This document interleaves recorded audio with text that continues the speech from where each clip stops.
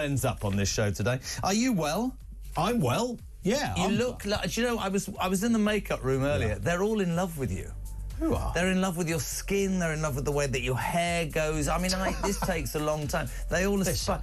Honestly, my wife goes, his voice is so lovely. You might be 38 years older than me, Jezza. Are you 30? Are you 22? I'm still 22. Yeah.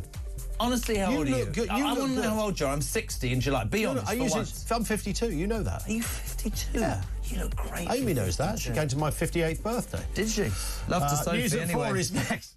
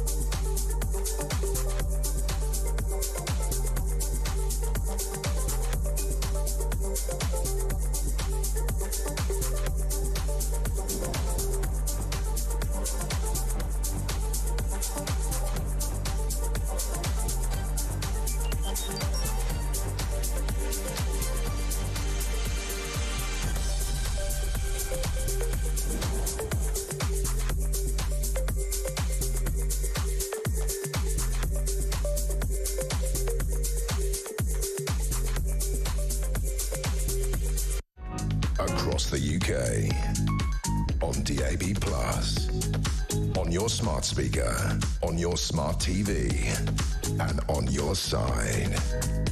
This is Talk.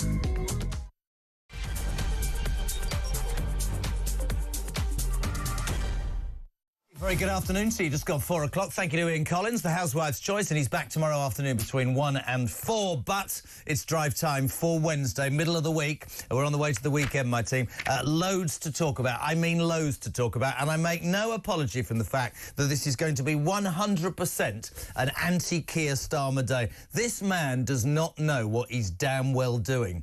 This shocking story that came out overnight, that in their quest to be, seen to do the right thing for people's rights, human rights, that there was a chance that people, for example, Gerry Adams, the leader of Sinn Féin, could receive compensation payments from you, the British taxpayer, for the time he spent under arrest whilst we were discovering whether he was anything to do with the IRA atrocities and bombing in the 80s and the 90s.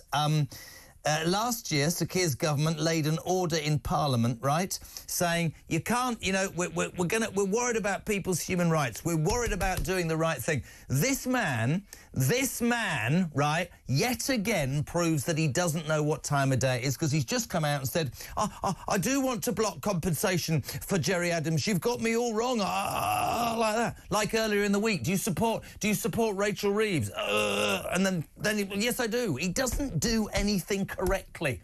You know the Chagos Islands? that we're apparently giving away, along with 9 billion quid to Mauritius, despite the fact that it's a very important place and there's a strategic place there for our military and the Americans. Trump raging. He's been saying for months, hasn't he, with his stupid sidekick David Lammy, we're going to give away the Chagos Islands. Let's make friends of Mauritius. Let's give them 9 billion while screwing the pensioners. Today, old Mr. Turn It Round has decided I'm going to ditch temps to get it done before Trump arrives, because Trump could get quite angry with me and then there might be tariffs and he might screw our trade deal. Called it wrong again, you big chump. What about the fact that this stupid government wanted to deny free speech at universities? Today, Bridget Phillipson has revived speech laws after backlash from academics and students. I ask you this afternoon on Talk Drive. Is there one thing that this government, that this idiot has got right? Yesterday, the corruption minister had to resign because, oh yes, she's being investigated for corruption in her native Bangladesh. 2 months ago, the transport secretary who gave away millions of pounds out of your taxpayer pocket to train drivers who are still on strike had to go because she, and I quote, had lied to an insurance company over a mobile phone. This man is utterly incapable of governing this country. 0344 499 1000. 0344 499 1000 is the telephone number. Right, you can make a call to Jodie, you can get your call on the show, you can do a WhatsApp and leave a voice note for our wonderful Ryan, or you can send a text, 87222. Start your message with the word talk. Delighted, by the way, to start this afternoon. Good friend of mine, good friend of the station's, former MEP and Brexiteer, Ben Habib. Good afternoon for Wednesday. Good afternoon, Jeremy. Good to see you. I'd like to apologise because apparently you thought you were on at 4 and we thought you were on at 6 o'clock. So I'm sorry for putting you on right now, but I hope you understand. Is everything all right with you? No, absolutely, 100%. I hope that wasn't my error. Oh, look, Ava says, I'm watching you on YouTube. Does everyone miss me? Yes, we all do, Aves. Right, Ben, can you just explain in your dulcet tones this... I mean, I know he's backtracked, but Sir Keir Starmer wanted to bring in legislation to basically help victims, well, human rights indiscretions. For example, it came to our knowledge today that Gerry Adams, who was the leader of Sinn Féin, was held in custody for a while, some years back, whilst it was worked out whether he was, in fact, part of the IRA. There is now a chance, or there was until half an hour, where flip-flop Starmer was at it again. He could have got compensation. Is that right? So last year, the Conservative government brought in something called the Legacy Act, which basically prohibited the prosecution of terrorists and soldiers. So it doesn't seem to apply to soldiers in a practical sense, because there are some cases still going through. But the idea was to draw a line underneath prosecutions. And as part of that, there was a specific exclusion for any compensation that someone like Gerry Adams may be able to claim from the British government because he had been wrongfully detained. And the argument goes that it wasn't the Secretary of State that gave the order to detain him, it was another minister, and therefore he should have a right to make a claim for being falsely detained. And so there were specific provisions that the Conservative Party put in their act last year to make sure he couldn't make a claim. And I think it would have found another 400 or so terrorists who would have otherwise been able to make claims against the government. And Keir Starmer, in his wisdom, has decided to revoke the specific clauses in that act that prohibited people like Gerry Adams and others claiming against the British government. So we would have the ridiculous situation where victims of the IRA, who've never had compensation, by the way, would not get any compensation. Soldiers continue to get prosecuted for doing their job, defending Queen and country as it was at the time.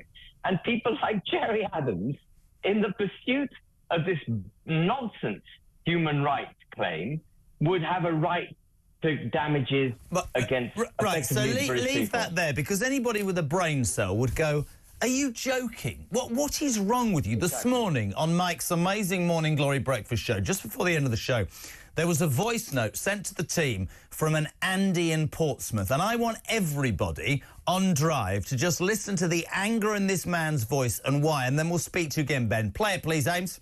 I myself never served in the forces, but my good friend and next door neighbour did, and he was in the Royal Marines, and he played for the band.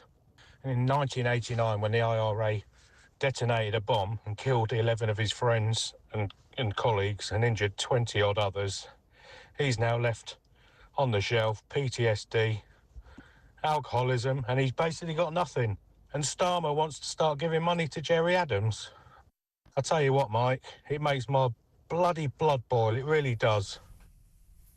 Ben, you would have to understand the emotion in that man's voice.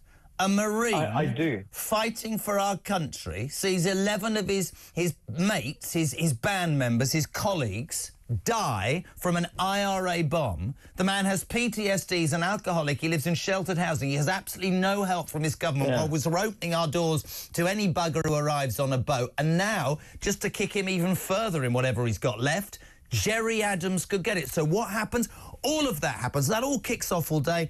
And 20 minutes ago, Sir Keir Starmer has insisted, no, you've got me wrong. I do want to block compensation payments to Jerry Adams because you've all criticised me and I've seen sense. This man is an idiot. An idiot. Well, I'm very pleased. I'm very pleased he's U-turned. And as you indicated earlier in the programme, he U-turned on the Chagos Islands. He may yet try and do the Chagos Island deal, of course, but he U-turned on trying to force it through before Trump became president. And this is the first time, I think, we've begun to see some U-turning going on by Starmer. So far, he's been absolutely stony-faced and brazen in driving through what I call his anti-British agenda, damaging our economy, damaging our social fabric, and so on and so forth. But we're beginning to see perhaps a weakening, a recognition that he's so unpopular, as Labour plummets in the polls, that he's taking on public pressure. So I'm actually encouraged. They will go on doing stupid things. They will go on doing things that are so self-evidently damaging to our interests. But at least they're beginning to feel the pressure of public opinion. I get that, but I find myself a bit like the Tulip Sadiq yesterday. I mean, we didn't have you on yesterday, but yesterday, you couldn't write this rubbish, could you? The anti-corruption minister resigns finally after being propped up by her lefty mate because, and I quote, she's facing criminal charges for corruption in Bangladesh where her aunt was the PM. What I'd love to ask you, you've been at the coalface, right? He has spent 4 or 5 years trying to make the Labour Party electable. I suspect he only won because the Tories were completely unelectable, but you would think they would have picked better candidates and looked into their backgrounds. You think already Tulip Sadiq's gone, Louise Haig's gone, what was that woman who was Sue Gray's gone? Then you see things today like, you just said it. I'm delighted he's come out and said he won't, he will be blocking payments. But is he going to change his mind on pensioners? Is he going to change his mind on farmers? My question to you is, why is this man so bleedingly obvious, out of his depth and out of touch? Is there nobody whispering in his ear and saying, mate, you are not listening to what people want? Yeah, I mean, I hope someone is whispering that in his ear. But, we do have a cabinet that is pretty blooming incompetent. If you look around the cabinet, not a shred of business experience, no idea about how the world works. And actually, and I'll just say it again, Jeremy, basically an anti-British sentiment. They're all Remainers. They all want to be governed from abroad. None of them understand the importance of borders.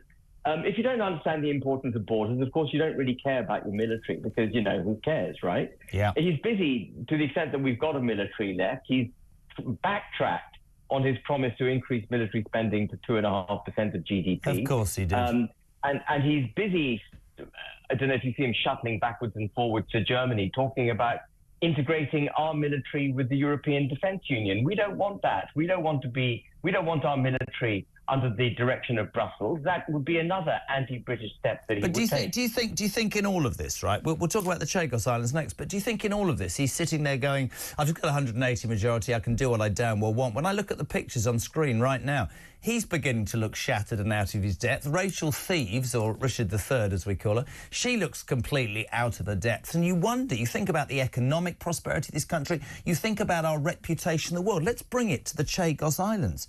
He's apparently ditched his attempts to get his Chagos Islands deal signed before the Trumpster takes office next week. Downing Street has confirmed that the PM will not sign off on an agreement until the president-elect has looked it over. The Chagos Islands, used for our security, for America's security. Mauritius has never had an interest in it. How in the name of God do you imagine to stand up as the Prime Minister of a country that has and is experiencing so many difficulties and say, you know what, I'm giving away a sovereign bit of land which won't do anything for our security, and I'm also going to give the Mauritian government £9 billion whilst killing pensioners and screwing farmers. I don't get, Ben, how anybody imagines has got the front to try and sell that to the British people. Don't get it. So, I mean, on the Chagos Islands, Chagos Islands are part of the British Indian Overseas Territories that I think were created, I may have the date slightly wrong, but in about 1836.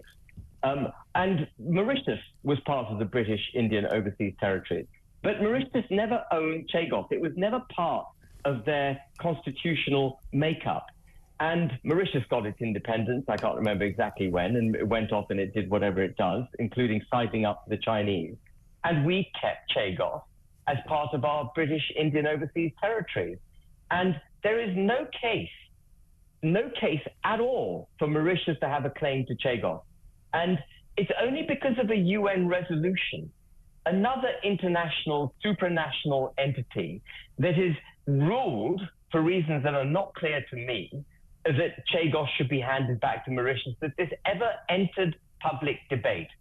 So the question that I've got for the Prime Minister, and indeed lots of parliamentarians who seem not to care about the United Kingdom, is why do you take the knee to the UN when we know from our own history, a glance at our history books, that this is British? It's British through and through. It's been... And that would lead people like you and me to absolutely have a right to say that this government is anti-British, it's globalist, and it looks to Europe and the rest of the world. And somebody said something to me this morning, actually, Ben, which I was going to put to you, which is how ironic, isn't it? When you think what's happening in America, despite what the lefties might say, when you think that finally that wet liberal Trudeau is going to be scuttled out going in Canada, when you look at how the right wing have taken over all of Europe, I was going to say we're like a beacon. No, we're like a bed sore in the middle of somebody's backside. But I tell you, I want to take a call because I want to take you on this if I can very quickly. This is Jeffrey in Essex talking about the Chagos Islands. Jeffrey, couple of minutes. Ben Habib with me. What you got? Well, you're covering most of the points I was going to make. Honestly, this Chagos deal has made me so angry since we ever first knew it. What idiot is going to give an asset away, which is what we own, and then suddenly pay him $9 billion? I mean, I can't keep up with all the numbers, really, but what's up with this man? He's a complete bloody idiot. Honestly, he couldn't organise a piss up in the brewery, honestly. Benjamin, another real big fan of Sir Keir Starmer, but that's what the public think. Why are you giving away, and why are you... Here's the bigger thing for me. You know, when we were talking last week, we were talking about how we still give away nearly £14 billion in foreign aid, and literally 4.5% of that would cover the pensioners keeping warm. And I fail to understand why we seem to give train drivers massive rises, where we seem to wipe the backside of people who don't really need it, and he's happy and he's willing to screw people who really do so many good things for this country. 50 million quid the other week to Tahrir al-Sham, the terrorist group that's just taken over Syria. 11.5 billion to foreign climate change projects. Billions to Ukraine. Billions wherever he wants to scattergun them for his ideological aims, but never for the British interest. The green climate agenda, foreign aid, the Chagos Islands, Mauritius, as you said, but not Beryl in Rochdale, who will freeze to death because she can't afford to heat herself. Not Dave, who's worked 50 years and can't get a doctor's appointment. Oh, no. But she can come in on a boat and go to a hotel and get a private GP. I was at a point for a long time where I thought this is going to go. This is not going to go anywhere. This is getting more frustrating and more annoying for not right-wing fanatics, just normal people every day, Ben. Really is. But I think there's one really big hope, and that is what's happening in the US at the moment. Trump hasn't even taken office yet, and already we're seeing people changing their direction. Dramatic changes have taken place in the US. People like Zuckerberg have removed what they call checks on, you know, what people say on Facebook. Bezos is sidling up to Trump. The woke agenda in the United States, ESG, the climate change stuff, all of that is now being set aside. And if the US takes that direction, as it clearly seems to be taking, even before Trump's taken office, we have to take that direction. Otherwise, economically, we will be wiped out. And there'll also be lots of pressure. We're seeing that pressure from Musk, on X, which is great, but we're going to see pressure from Trump himself. We're going to see an insistence, for example, that we increase our defense spending so that we go up to 5% of GDP. Great. We should do it. He should use NATO actually to drive other agendas. NATO membership and the protection of the United States should only be given to us if we enforce our borders, for example. That's a requirement I would make if I were in Trump's office. You start protecting your borders. Stop letting in mostly young men of fighting age coming into the country illegally. There's so many things I think that are going to happen, Jeremy, over the next 4 years. And I hope Trump stays true to that agenda and forces through bilateral relations with the United Kingdom a requirement that Starmer does exactly the same. We've got to ditch these sets of policies, this direction of travel that's so anti-British, that puts the liberal global elite over and above into the detriment of the domestic sovereign needs of the United Kingdom. Couldn't agree more, mate. It's always a pleasure to have you. Just one final quick question. You'll love this, Ben. The BBC has sparked criticism today for hiring a new boss as its world news operation, who previously instructed journalists in Canada not to call Hamas terrorists. George Aki has recently been announced as head of editorial quality and compliance at the BBC World Service. They don't bloody get it either, do they? No, hopefully they'll get it in their neck pretty soon too. Unbelievable. Benjamin Habib, I don't even know if it's called Benjamin. Thank you very much, Steve, for being on. You're a very nice man. 4:20, we're live across the UK. This is Talk Drive. JK till 7. If you want to be part of this vain attempt at a radio and television programme, 0344 499 1000 is the telephone number. Text to 87222. I'm off for a wee. I'll be back in 3.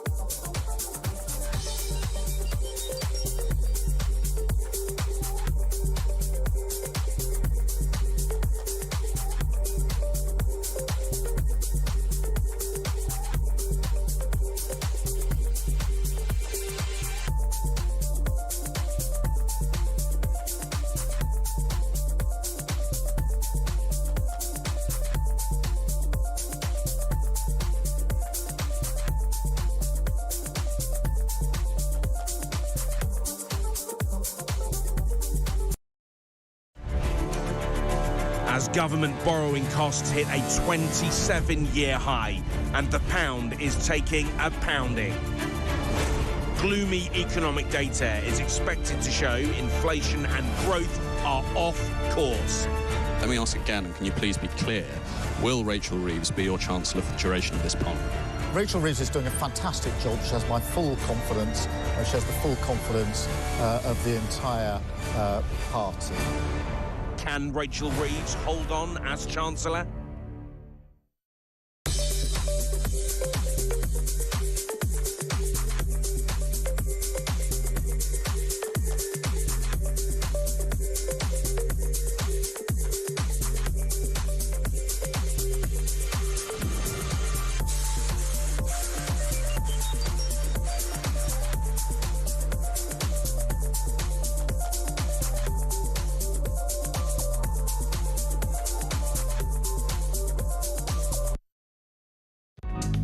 across the UK.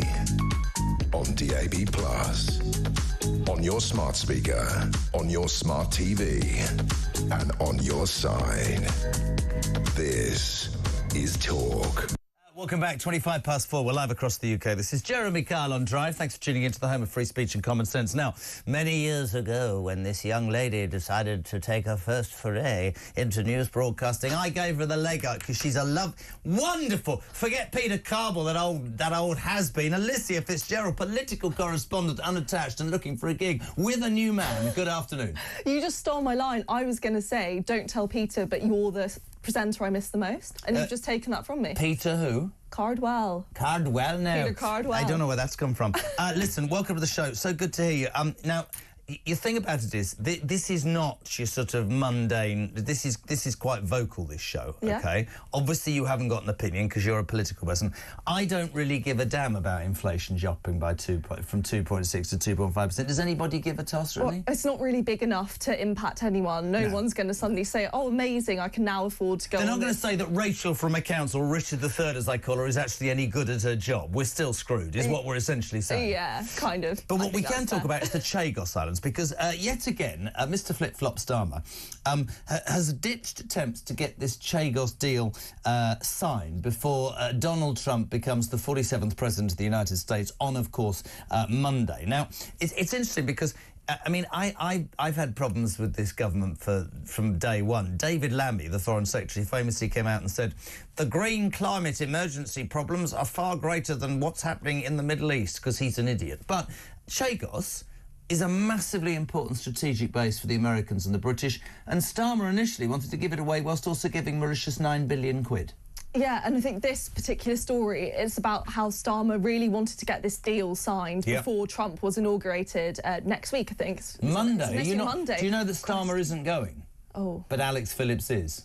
Put that for you. No, I'm not even joking. Sir Keir Starmer hasn't been invited, and Alex Phillips leaves on a jet tomorrow to go to Washington, quite DC. funny. I think that's brilliant. That's good gossip. That's great. That's really good. It's good, isn't it? Well, sadly, it now looks like before Alex Phillips gets there, the Chagos deal won't have been signed. Good. Starmer has now said that actually he does think Donald Trump has a right to look at the details and, agree to the plan if he so wishes. We don't actually know what Donald Trump thinks about this. He's not spoken about it publicly, but we have a pretty good indication that he's not going to be happy with it. I mean, people like Nigel Farage, the Reform Party, they're not happy with it, so it's unlikely that Trump would be. Dave from the New Forest. Afternoon, Jez. If I was China, I would go to Mauritius and pay us $1 billion, and when the UK gives you the Chagos Islands, you can give it to us. We get land, you get billions for nothing, and we pay the UK the 600 million using their own money. This man is nuts. It's beyond me. Yeah. I mean, it's all part of that globalist thing. I mean, there's a lot of talk, isn't there, that this government is, at best,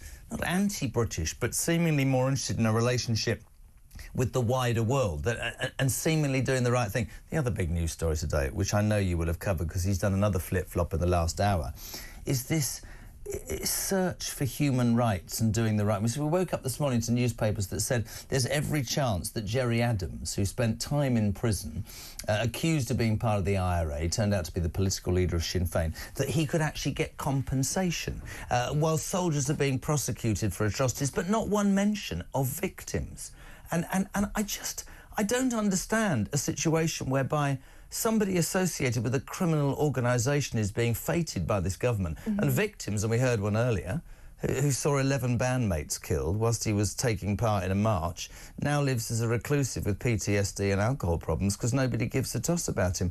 But half an hour ago, Sir Keir Starmer said, "No, I'm not trying to do that." What is wrong with the man? Good impression. 5, 4, 3, 2, 1. Oh, fireworks. Fantastic. It's great, good. Isn't it? Yeah. Yeah, this Gerry Adams story is kind of confusing because basically what the Labour Party are doing is they're trying to repeal this bit of legislation that was put in place by the Conservatives called the Legacy Act. Yes. That was basically to try and help the aftermath for the victims who were impacted by the Troubles in Northern Ireland. But lots of the victims say that actually it's not a good enough piece of legislation, which is perfectly fair, and, that's a valid opinion. Labour want to repeal that legislation and are repealing that legislation so they can replace it with their own laws. But the trouble is in getting rid of that, it also gets rid of this clause that would mean that Gerry Adams can't get any compensation. So there's now a high risk that if they get rid of this law completely to replace it, Gerry Adams could end up with a six-figure payout. So you do a job where you're close to these politicians. Some would call you a political nerd, right? Oh, God. Explain to me, mate, right? We get back a long way. Explain to me how, if you're a politician, even seemingly as thick as Sir Keir Starmer, you don't have somebody or some mechanism that says to you, if you do what you think you're going to do under the guise of helping victims who, by the way, don't feel they're being helped, you're going to allow somebody like Gerry Adams to claim inflation compensation. How do you think that makes you look? Well, I think Keir Starmer is now saying as well that he's going to now try and make sure he does everything he possibly can so that Gerry Adams doesn't get that money. But it's quite difficult to get rid of a whole law and make one exception for one person. I mean, there's a reason that that's not easy. It's really, really difficult. And then he's not very good at making decisions, though, is he? I mean, yesterday, money for old rope, pennies from heaven for this show, this station. The anti-corruption minister had to resign because she's under investigation in Bangladesh, where her aunt was Prime Minister, for corruption. I mean, you couldn't make this up. And, of course, this was a government that came to power saying very, very vocally for months and months and months, and we worked together on this, and they were saying, this is a different type of government, it's for the people, it's not job doing that voice again. It's not jobs for the boys, and yet 3 people have gone already. Sue Gray, that ridiculous red-headed idiot that gave the Louise Haigh. I mean, she's never going to be seen again, is she? She gave her mates in the railways 800 million and disappeared, and now Shulik Sadim. What do you think of his judgment, seriously, as a political commentator? Well, I think your last point is the key one. I think the reason why this is so infuriating for people is that Labour made such a big deal about Tory sleaze, Tory corruption, you know, all of these secret things happening behind closed doors and the public not knowing what was going on, and they made such a big thing out of that, and they kind of promised when they came into power that that would not be something that existed in their party. So the trouble is when these things do crop up in a similar way to as they did during the Conservative rule, I suppose, it just looks a little bit hypocritical. I think it makes people extra angry when you've been on a bit of a moral high ground, I suppose, and then you do this. But that Ming Vase philosophy that he undoubtedly followed during the election campaign, where he said nothing of any substance, and I also, just sort of going through what's happened in the last few hours with you, a few days, is I think that's why that YouGov poll is so interesting, because I believe that for the first time, probably in political history in this country, we are moving away from that two-party system, and I think that reform, whether you like it or loathe it, as people will let us know their opinions, I think they're now a creditable third party, and I think that I think people have seen the lies. I think they've seen the ups and the downs. I think they've seen the Tories destroy themselves. The Tories are in trouble because I don't think they'll be forgiven for a long, long time. But for me, I can't believe, and you're much younger than me, but in your lifetime, have you ever known a Prime Minister after 25 weeks be this unpopular? Liz Truss. Yeah. We have had a bad run recently. I mean, Liz Truss was Liz Truss, wasn't she? But actually, she's fated in America. They think she was the best thing ever to happen to the United Kingdom. But I feel it's like I look at Rachel Thieves, and she looks out of her depth. Yeah, I think people are really impatient at the moment in a fair way. I think people have wanted a change and wanted their lives to be better for so long that now they just don't have the bandwidth for leaders and politicians to say, just hang on, it's going to be a bit bad for now. But he doesn't say that. But they do, in a sense. It's like, oh, the economy's going to be worse before it's better. Like, this is going to be worse before it's better. No, I know, but I think the problem is, if under the guise of trying to do that, if you then attack some of the very important... I mean, I don't care if you... I mean, not you, I don't care if people disagree. I think that what they did to the pensioners, right, is their poll tax moment. And that was 6 weeks in. I think if you say to a bunch of people who have paid in for years, we're going to screw you whilst helping whoever else across the world, I think you're in trouble. I mean, look at the other story today. Bridget Phillipson, the Education Secretary, is to revive free speech laws after a backlash from academics. Tell us more about that, because that's another U-turn. Yeah, so this is basically about how lots of universities, the one that will come to mind is Oxford Union, for example. They often get speakers in to talk about a specialist the Oxford Union, subject, and that can range on any side of the political spectrum. It can be about various things, and there have been times where they've invited what you'd maybe call a controversial speaker in, and people have got really annoyed about about it. So then there were all of these back and forths whilst the Conservatives were in power about, do we put a ban on this? Do we ban people who are controversial? And then they actually said, no, that would hinder free speech. So they put this law in place to mean that universities couldn't just ban someone if they didn't agree with their politics. Yeah, right, it's called a democracy. Well, yeah, and also lots of people who were pro having these speakers would say, well, like, these are really clever students. They can make their own judgment up about a speaker. You know, you don't need to be spoon-fed opinions. So Labour then decided to get rid of that. They wanted to basically slow pause that legislation that would protect free speech because they were worried that people like Holocaust deniers, for example, could sue universities if they didn't let them speak there, which was possible. But now they're actually reviving the legislation because they've had so much backlash from unis saying that it's limited their speakers. Peter Carball's never coming on the show again. You are now a regular. Sum up for me in 2 sentences what you make of the first 6 months of Sir Keir Starmer's government. Has it only been 6 months? Seems that. There you go. That can be. That's my sum up. That's your line. Alicia Fitzgerald, thank you very much. Peter, who? That's Showbiz, 25 to 5.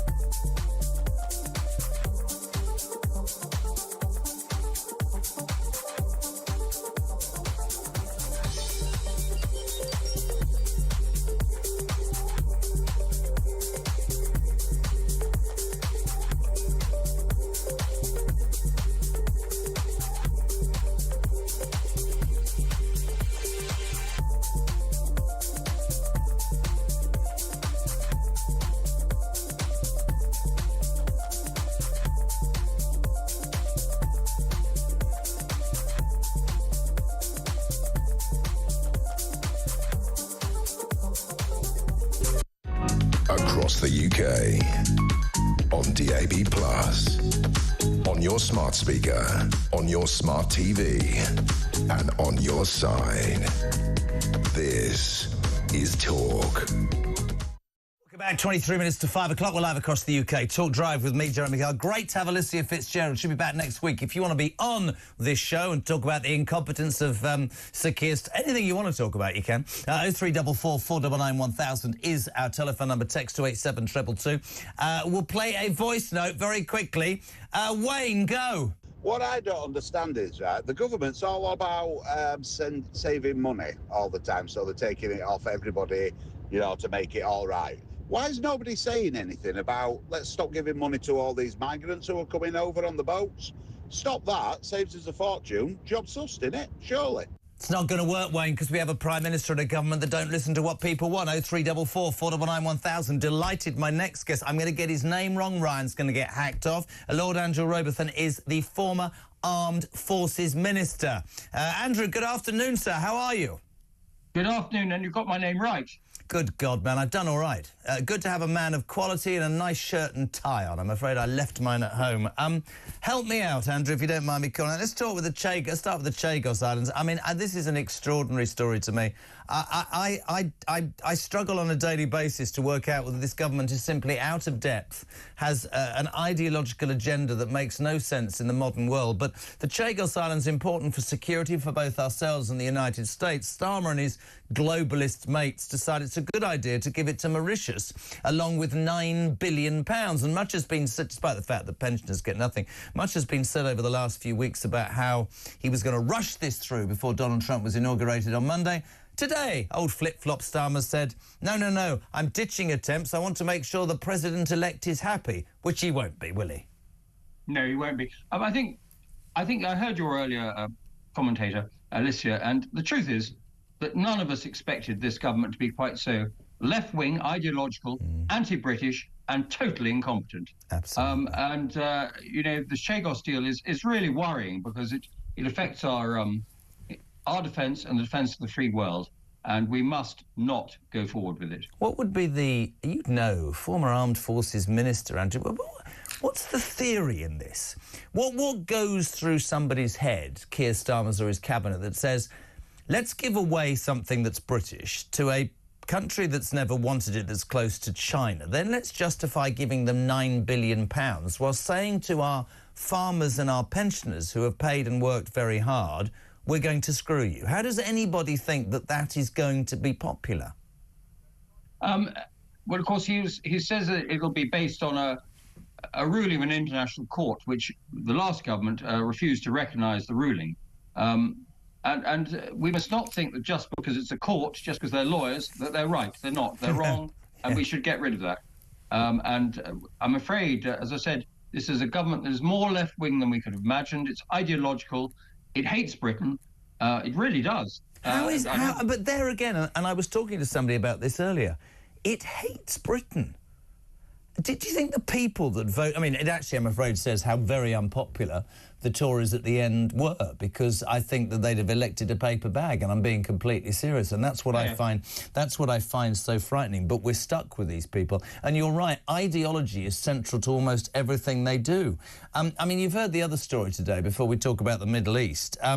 This desire, you know, for human rights. There was a bill that they were blocking, and whilst blocking a piece of Tory legislation, as Alicia was saying, one of the impacts of that is that Jerry Adams, the leader of Sinn Féin and a man who was arrested and accused of being a part of the IRA, could have got hundreds of thousands of pounds. Try telling that to pensioners, and he's come out this afternoon, old flip-flop, and gone, no, I don't mean that. It's like he doesn't think anything through, Andrew. Well, he doesn't. Don't forget, his Attorney General is Lord Hermer, who, first of all, has acted for the Mauritius in the Chagos Islands dispute, and second, acted for Jerry Adams in an original dispute. Now, he's also avowedly left-wing.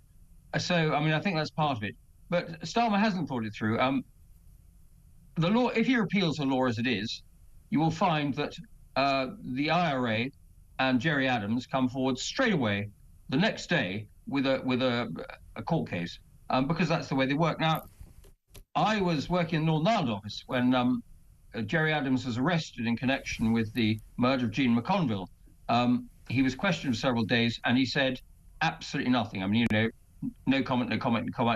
And the result was the police and the PSNI in the end had to let him go.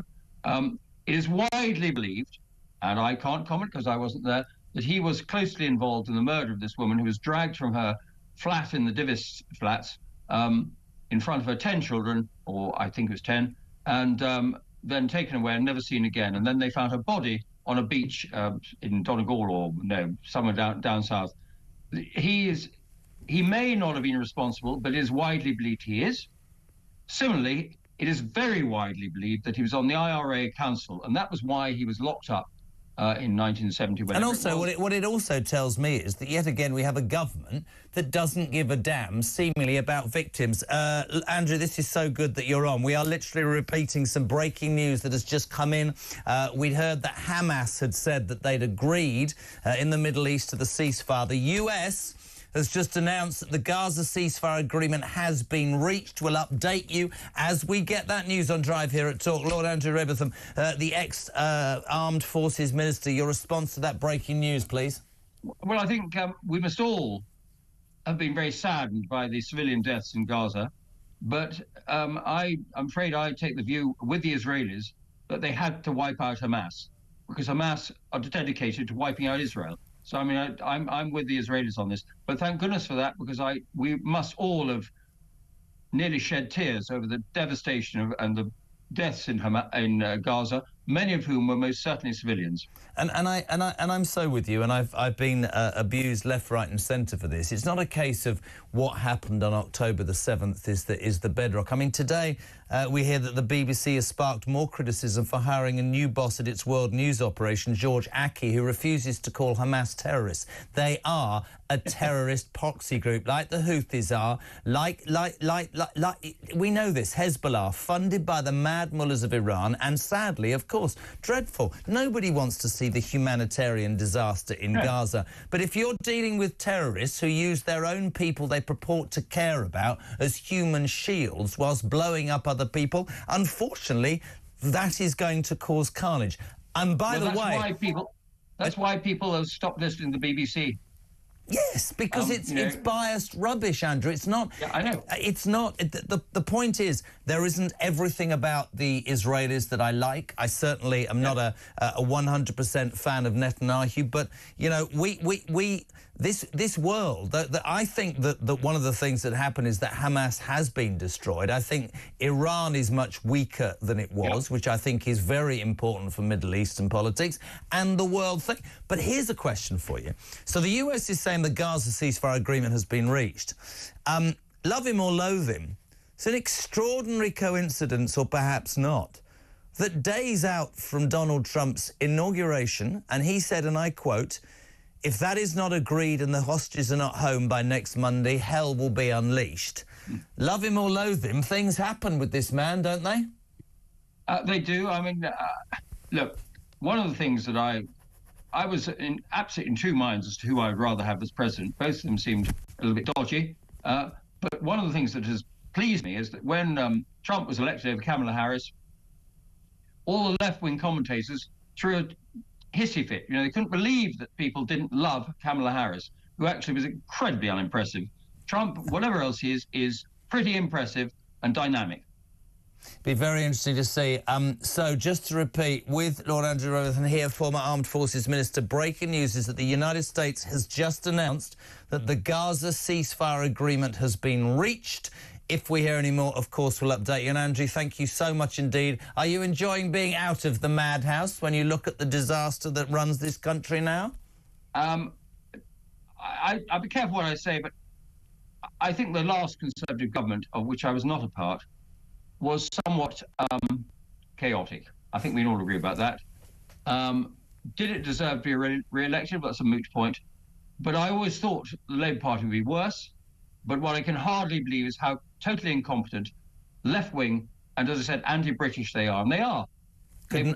I'm very involved, if I might just go on, or I'm trying to get involved with the legacy issues, which this bill that they're going the Troubles bill they're going to repeal, apparently, will allow soldiers from some 50 years ago to be prosecuted and allow Sinn Féin or the IRA, actually, they allow the IRA to win the peace in Northern Ireland. So the IRA, anybody affiliated who was arrested and held quite rightly to be questioned can get compensation. Soldiers going back 50 years trying to protect this country can be prosecuted, and nobody gives a toss about victims. That, my friends, if you're listening this afternoon, is the ideology behind this Labour government. Andrew Botham, thank you so much indeed. Please come on again. It was great to have you on. 0344 499 1000. As we break that news, the United States is saying the Gaza ceasefire agreement has been reached. Hamas saying the same. More on the news at 5. This is Talk Drive.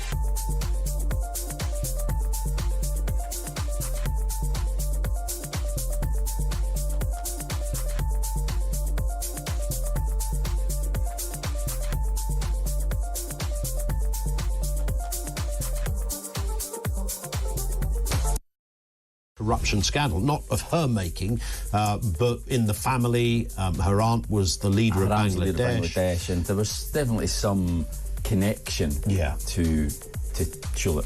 Even if it was the house she lived in. There was that, I think she was involved in some way in a deal done with Russia back in 2013, done with Vladimir Putin to build a nuclear reactor in Bangladesh. Yep. And she was pictured with her aunt and Vladimir Putin in the Kremlin.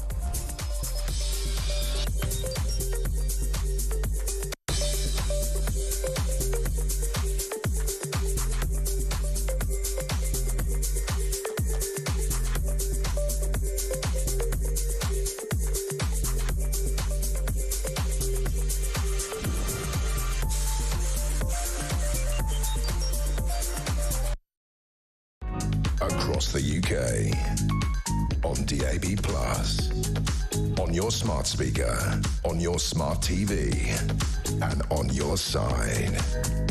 This is Talk. 9 minutes to 5 to that breaking news. According to reports, talk of breaking that the Gaza ceasefire agreement has been reached. We'll keep you updated. We'll get people on once that is confirmed by Israel. Hamas have already spoken. 0344 499 1000. Let's get to... let's do some messages very quickly, by the way. Bill in Rumsey, good afternoon. Starmer and Rachel from accounts won't raise tax. They will hit the banks or the supermarkets even with one-off payments. Then they'll take away free prescriptions and bus passes. It's not looking great. Colin Day, you're looking a bit smarter, Jez, than you did this morning in the bar opposite the studios. Well, I was just having a meeting. I wanted to come over and shake your hand, fella. Love the station, love what you're doing. Thank you very much indeed. Appreciate that. Andrew Mulkinson, wrongly imprisoned for years, not given any compensation yet, says this messenger. Criminals are. Talk, I despair when I hear that Gerry Adams may receive any compensation. As far as I'm concerned, the prosecution of any ex-British soldier from the Troubles is abhorrent. An absolute disgrace when peace was achieved. That should be it. No more prosecutions or compensations for either side. This is essential to maintain peace. But as usual, the enemy comes first. And David says giving £9 billion to Mauritius and the Chagos Islands is like giving £7,000 to every person that lives there. 87222. Start your message with the word talk to the phone lines to Gloucestershire. David, a very good afternoon. Welcome to Talk Drive. Good evening, Jeremy. How are we? Not too bad for a balding, nearly 60-year-old has-been broadcaster. How are you? Oh, I'm sure you're fine. Doesn't give a damn. Ask me how I am and completely bloody well ignores me. I'm joking. Go on, man. Oh, sorry. It's all right. Anyway, 2 little points.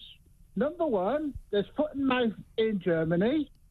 And watch this space because there will be foot and mouth in this country to stop the farming protests. Watch this space. Is that a conspiracy theory or a fact? I think you watch the space. Right, okay. Yeah. Crack on. And then, more to my point on the phone call, I think Starmer and Lammy should be charged with treason if they sell these islands off. Treason, man? Why treason? Because it's a British asset, it's a British military base or a joint international base. They are giving money away. This isn't politics, this is treason, man. I fear it's, whether it's treason or not, I think that Ben Habib and certainly Lord Andrew Robotham are absolutely right. I think that this government, elected as it was on... Well, on the back of an appalling Conservative government in the end, 14 prime ministers in 3 weeks, you know how it was. I think this government is far more left-wing than anybody began to imagine. Not me, by the way, you'll have heard me say that. I think it's ideologically based. And I feel, like Andrew just said, that they are anti-British. And they feel, they're so stupid, they feel that giving away a British colony... getting chummy with their mates, you know, on the global stage. Mauritius has never had the islands. It's never been Mauritian. But we're not only going to give the islands to Mauritius, which then completely ruins the strategic importance of that as a military base for the Americans and for us, and that's impacts on the world order. We're also going to give them 9 billion quid, along with the 14 billion quid we give in foreign aid to people who are apparently starving. Well, yes, there are, but there's also many countries that don't need it, and there's people in this country that do. And that's the frustrating thing, the annoying thing about this government. They don't seem to be able to read the room, do they?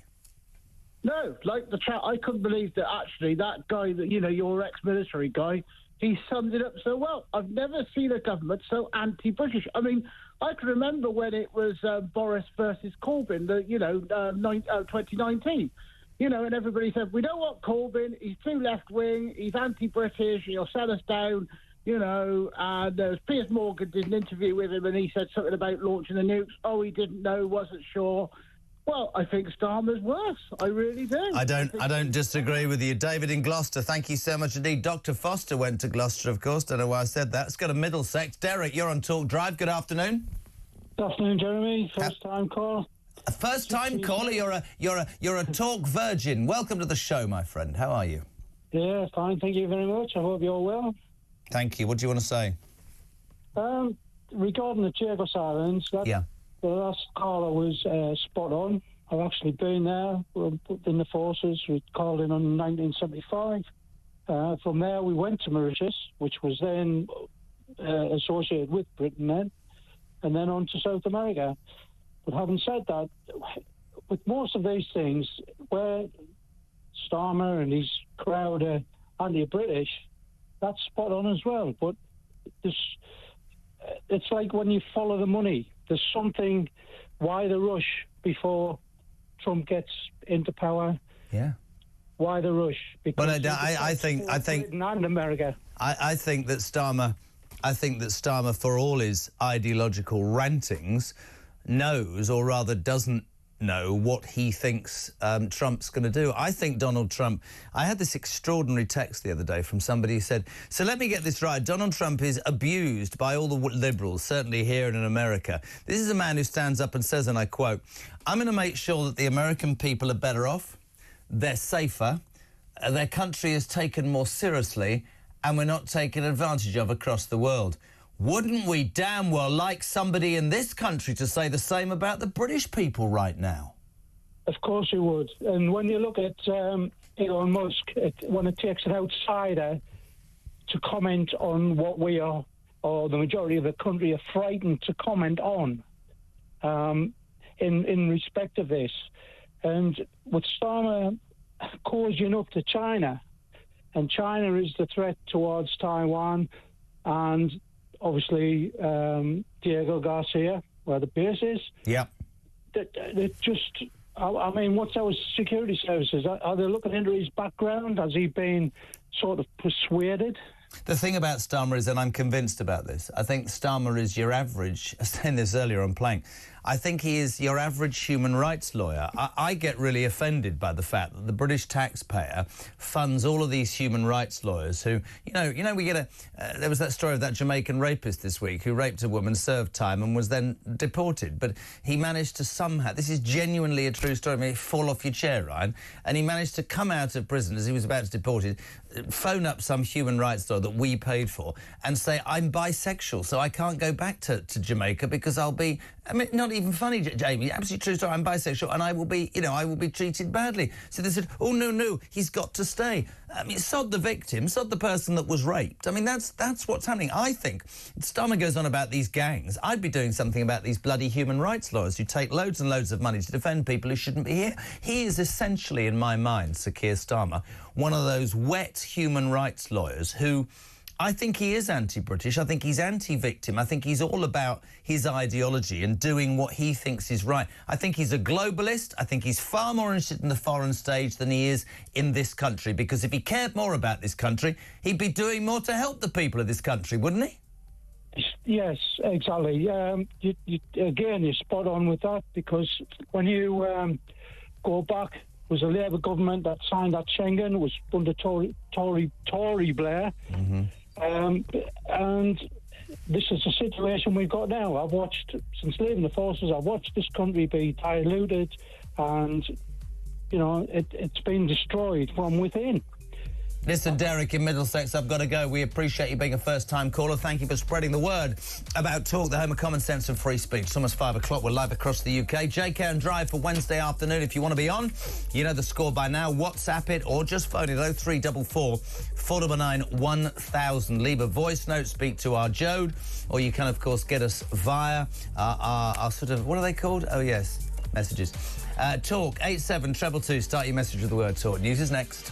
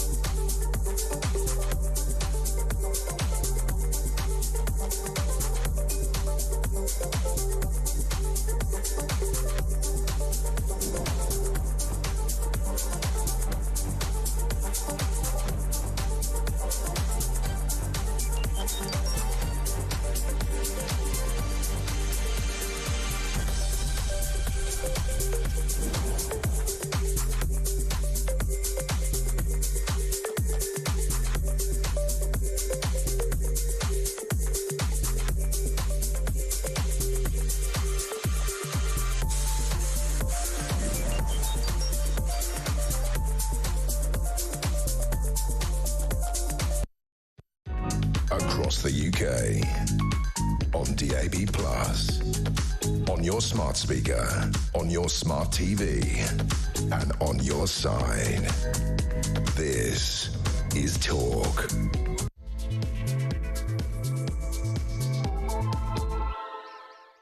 Hour 2 of Drive for Wednesday afternoon. We're live across the UK. This is, of course, the home of common sense and free speech. Be not afraid to make your call and tell us what you think. Free speech will forever continue on this station, even if that Stalinist idiot wants to try and deny you that. There were breaking news reports, as we told you half an hour ago, that said that the Gaza ceasefire agreement had been reached. Other reports are now saying that Hamas has rejected an Israeli proposal for a Gaza ceasefire and that negotiations are continuing. So this now is going to become the political hot potato. Biden undoubtedly wants this done before he goes. Donald Trump wants it done so he can say they've done it because I'm on the way and hell will be unleashed. I'm not going to jump up and down. I'm going to make sure we bring you the facts as we speak. One side is saying one thing, others are saying the other things. Not until we hear from Israel will we get some guests on. But we're going to continue with a man who is, I mean, he is quality. This is a man who dresses, speaks and performs as a gentleman should, newly engaged, good friend of mine, the wonderful James Price. Good afternoon. It's very good to be with you, mate. Look at you, looking smart as carrots. Nice of you to come in as well. I just said to him, are you busy? He said, too busy. He's working more than me. I decided to dedicate this entire programme this afternoon to what a complete idiot Keir Starmer is. And I don't even mean that disrespectfully, because his premiership is like, it's like a sweet machine for me, because every single day, I mean, this week so far we've had the corruption minister has to resign because she's being investigated for corruption in Bangladesh. And, of course, that idiot doesn't read the room. He keeps her for a month and then he sends a letter, doesn't he, saying the door will always be open. Right, but you spent 4 years telling any Tory MP or minister quite rightly that you shouldn't behave like this, and he made a big thing, didn't he, about how politics would be clean under this government. It's absolutely extraordinary. Look, it is. Regular listeners and viewers will know I'm probably one of the most partisan people out there. I'm not a fan of socialism, nor most socialists. You and I are of one, as one, I think, to be fair. Even I didn't think it would all be this bad, this fast, this consistently, and for this long. I knew it would be socialist, but I didn't think it would unfold like this. I mean, earlier in the week, on Monday was another great day. Do you support your Chancellor, you know, Richard III, as I now call her, or Rachel Thieves? He says nothing twice. Then I think number 10 says, yes, she'll be, and now he comes out and says it. This man is a flip-flopper. Yeah, I think it's the lack of any clear principles. Yeah. It's also the lack of, frankly, any actual executive experience, which is not limited to Starmer. At least he ran the current prosecution service, where he failed to prosecute Jimmy Savile and failed to deal with the grooming gangs. But at least he had some experience of trying to run something more than a bath, which is not something that can be said of the Chancellor or, frankly, anybody else around that cabinet table. My old boss, a guy called Nadim Zahawi, ran a massive business. It became a unicorn. It's worth huge amounts of money. You learn all that executive experience. Vaccine rollout is his job that comes along, and he knows what to do because he's run things before. He's worked in the private sector. None of those people have any of that experience. Well, it's like that Louise Hay that he got rid of. I mean, that's the other thing. I was talking yesterday about, has nobody said to him, this is how you should plan your government? That's what Sue Gray was for. She was gone within 8 weeks. Louise Hay, that redhead who gave the billions of our pounds away to the train drivers, she lied to an insurance company, having stolen or had a mobile phone that wasn't stolen, and now we've got Tulip Sadiq. I mean, the whole thing, she's withered. That was a joke. The whole thing is farcical. And today, yet more U-turns, or flip-flops as I call it. The first thing I want to talk to you about is the Chagos Islands. We've been talking about this afternoon. The Chagos Islands, of course, very important militarily and in terms of our security. There's a big American base there, and in fact, for the world order, an important part of the West, I think, it would be fair to say. This idiot thinks it would be a good idea, because of his globalist and ideological nature, to give away the Chagos Islands to Mauritius, who've never had it before, but are close to China. But also, apart from giving them away, British territory, I'm also going to give you $9 billion. This is whilst I'm screwing pensioners and farmers and anybody who actually deserves a bit of help. That was met with complete derision, understandably. So today, he's insisted, I'm not going to do this before Donald Trump gets inaugurated, because I want the president-elect to have a look at it. I'm telling you now, and you know more about America than me, I lived there 3 years, Donald Trump's not going to agree with this at all, which is exactly why he's not taking it through, because this would have been reversed by Donald Trump in a heartbeat, wouldn't it? It would. Look, again, I'm a big fan of the special relationship, marrying an American. Is there one? I know, but really. Right? But even I don't think it's probably a good idea that we should have to rely on Donald Trump caring more about the United Kingdom than the Prime Minister of the United Kingdom honestly. does. It is absolutely extraordinary. And then he sends one of his envoys off, does two-tier Kia, free gear Kia, whatever we call them these days. Granny Harmer. Who said, yeah, that's right, and the farmer Harmer Starmer. No, right? Granny and Barmer is what somebody said yesterday, which is terrible, isn't it? There's so Farmer many of Harmer, these Granny already. and Barmer, yeah. He sends his envoy off there, who, when is asked about this, says, we're actually losing more land to soil erosion on the coast than we are for this. Why are you worrying about it? It's very far away from everywhere. Is that idiot? Is that idiot Lammy? Who said, Pole who said this. Well, Lammy went. Well, actually, I think the green crisis is more important, net zero, than what's going on in the Middle East. These people are idiots. Right. Well, there's the idiocy element of it, which is bad enough. There's the corruption element of it, which we've seen with the anti-corruption minister having to resign because of her corruption, which, by the way, was known for so long already, right? And a nasty piece of work in lots of ways. She was asked questions by a pregnant journalist, and the woman said, be careful, because pregnancy is very hard, right? As she was being asked questions once. So she was perhaps not a good egg in the first place. That was known. No. But the corruption element here, or the level of impropriety, is that the person who is advising the Mauritian government, Philippe Sands-Casey, one of Starmer's best mates. So he's giving away 9 billion quid, he's giving away this island. Also, he doesn't lose faith in front of one of his lefty lawyer mates. Yeah, but what about the British people? I don't know that, come on. Do you actually believe this government is anti-British and it's just about globalism and ideology? Because many people do. Andrew Lord Botham was just on and he just said, I honestly can't believe how left-wing this is, and I cannot believe how not only incompetent but seemingly anti-British. Yeah, I've sadly come to that conclusion. Not every single Labour MP, some of them are friends of mine, I know that they're not. Yeah. They've got a different conception of how the economy would benefit people and things like that. I think the leadership here has drunk their own Kool-Aid for quite a long time. You spend a long time saying the Tories are evil, the Tories are evil, and I think you get that mindset that says, well, once I get in and the Tories go out, everything will be fine. No. Because it was just that one little problem. And when that hasn't happened, in fact, things have got worse, and it turns out for however hapless my party had been in some cases, they were the last bulwark holding the line against complete apocalypse for Britain. Yeah. You know, you've now got this kind of careering effect going on. And of course, the base of the Labour Party, increasingly, it's not the kind of white working class people, not any kind of working class people. They're moving from the Tories, they're moving to Reform as well. Oh, sorry, loads talk about breaking news. The Trumpster, Donald Trump, has just said this on the Gaza ceasefire deal. We have a deal on the table for the hostages in the Middle East. They will be released shortly. That is from Donald Trump. Breaking news on Talk. He's just been talking about the Gaza ceasefire deal that we talked about. Reports had said earlier that a ceasefire agreement had been reached. Then others were saying that Hamas had rejected an Israeli proposal. Donald Trump has just said on the Gaza ceasefire deal, we have a deal for the hostages in the Middle East. They will be released shortly. He wouldn't be saying that, would he? There's no... Well, he might be. I don't know. There's some good... But of course, he's going to turn around. Sorry, I didn't mean to cut you off from there. Chagos, to me, is an extraordinary... yet another own goal. His own mates, this desire to globally look so fantastic and yet seemingly ignore what the British people are going through. And we talked about foreign aid before, you and I. You gave me the figures. If you cut less than 5% off your foreign aid budget, you could pay for the pensions to be warm. Right. Well, the amount of money that we are sending in the foreign aid budget to foreign farmers is about the same amount of money that we're going to raise from taxing farmers here, destroying the family farms in 1 year, and then they'll end up being asset stripped by Chinese companies or whatever else happens from it. So we could just not send foreign farmers that money, not have to destroy British farms. One good idea. My brain, whenever I'm talking to you, because it's exciting, is like a calendar. So I have to go back to something I've just remembered. When we were talking about Donald Trump and we were talking about Sir Keir Starmer, he's not been invited to the inauguration, yet Alex Phillips has. She leaves tonight on a jet to Washington, D.C. That's frightening. Trump doesn't want him there. Screw the personal relationship. People will say to me, others aren't going. Yeah, but plenty are. Yeah, and Farage as well. He's going as one of the leaders of the big party here. I think the relationship with the United States is the most important relationship that Britain has, and I would say that even if I didn't have a Yank fiancée listening back home. Is she listening? Almost certainly. What is her name? She's Alexandra. The dog is definitely let me tell you, Alexandra, you have made a remarkably good choice. You are a very fortunate woman. No, I'm joking. He is. Go on, crack on. Well, it is the most important relationship. America is the most dynamic, biggest economy in the world.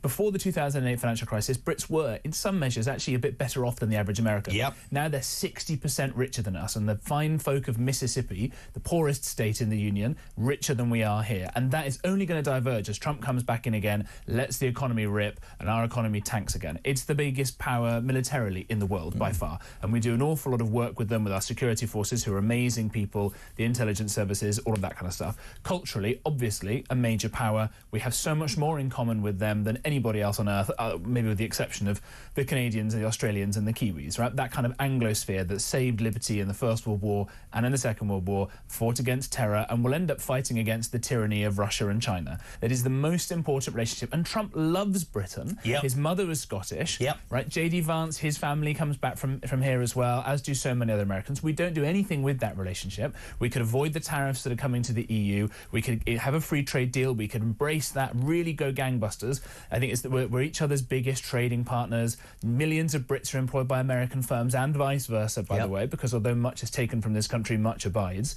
We could do that. Instead, we seem to want to shackle ourselves back to the European Union, which is getting more and more sclerotic as time goes on and having worse immigration issues even than the UK, and go kowtowing to China, the amount of money of which that roundhead Rachel Reeves got from her trip to China. Oh, don't. By the way, I know 600 million might seem like a lot. That is nothing, man. It's 6.7% of the 9 billion or so that we're giving to Mauritius to take our own territory It's also away. less than 10% they gave to bloody Indonesia. I mean, the whole thing, I mean, it's just farcical, and yet this man continues to make these decisions. The other one today, Chagos is the first U-turn. Trump, before he gets in, that was going to happen. The other one is this human rights decision that could see this getting rid of a piece of Tory legislation that basically said, you know, we want to make sure that soldiers aren't prosecuted. We want to make sure that certain people like Jerry Adams, who was held for fear of their involvement with the IRA and after the Troubles, they've thrown that out, and one of the downsides of that, this came out this morning, was that Jerry Adams, right, head of Sinn Féin, who in most people's minds probably has a case or two to answer, could end up with hundreds of thousands of pounds worth of compensation because he was held in a prison whilst awaiting trial. Let me tell you this.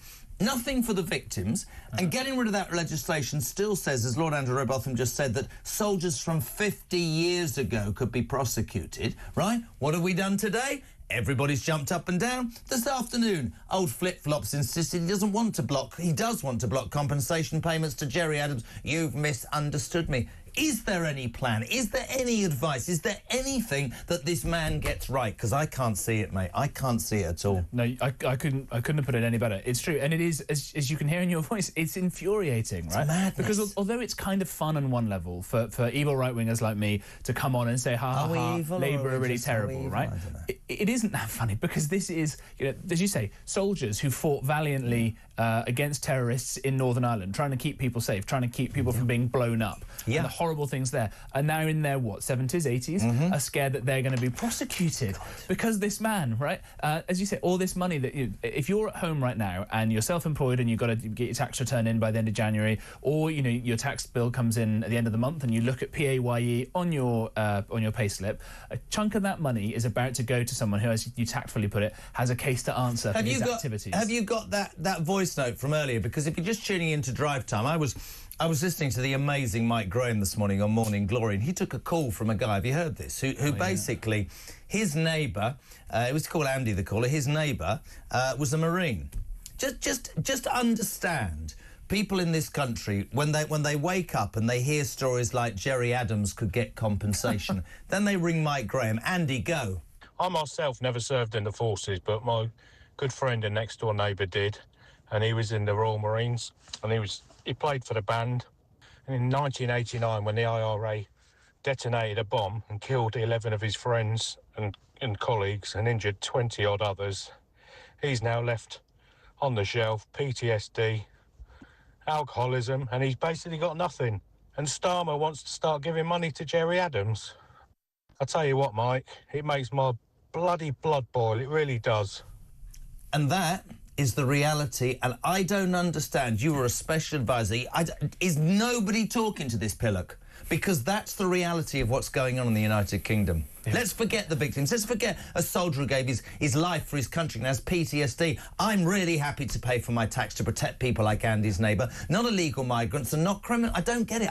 We get it wrong, James. I think that Dominic Cummings, Boris's former advisor, puts this very well, that once you get into Westminster, too much of the setup, I'm trying to diagnose why it is exactly that they get like this. Too much of the feedback mechanisms that these guys get is geared towards the wrong things, right? They want the lefty journalists in the newspapers they read to say they're doing a very good, moral, principled thing. Why? They're not even skewing towards trying to get re-elected. You would think at the very least, even if they didn't care about the national interest, an MP and someone like PM Starmer, his main focus is to at least try and get re-elected. That's not even what they're actually gearing their activity towards. It's just doing what the lefty lawyers and the journalists and things like that say. To look good to the right sort of people, right? Not the hoi polloi, not the rest of us. Whereas the rest of the world, if you think of Trump and the fact Trudeau and his ridiculousness is going to disappear, and you think about how Europe is looking to the right, is going, do you know what? We're not paying lip service to these snowflake idiots. We're going to do... I played a text. I talked about a text the other day. I talked about it this morning. I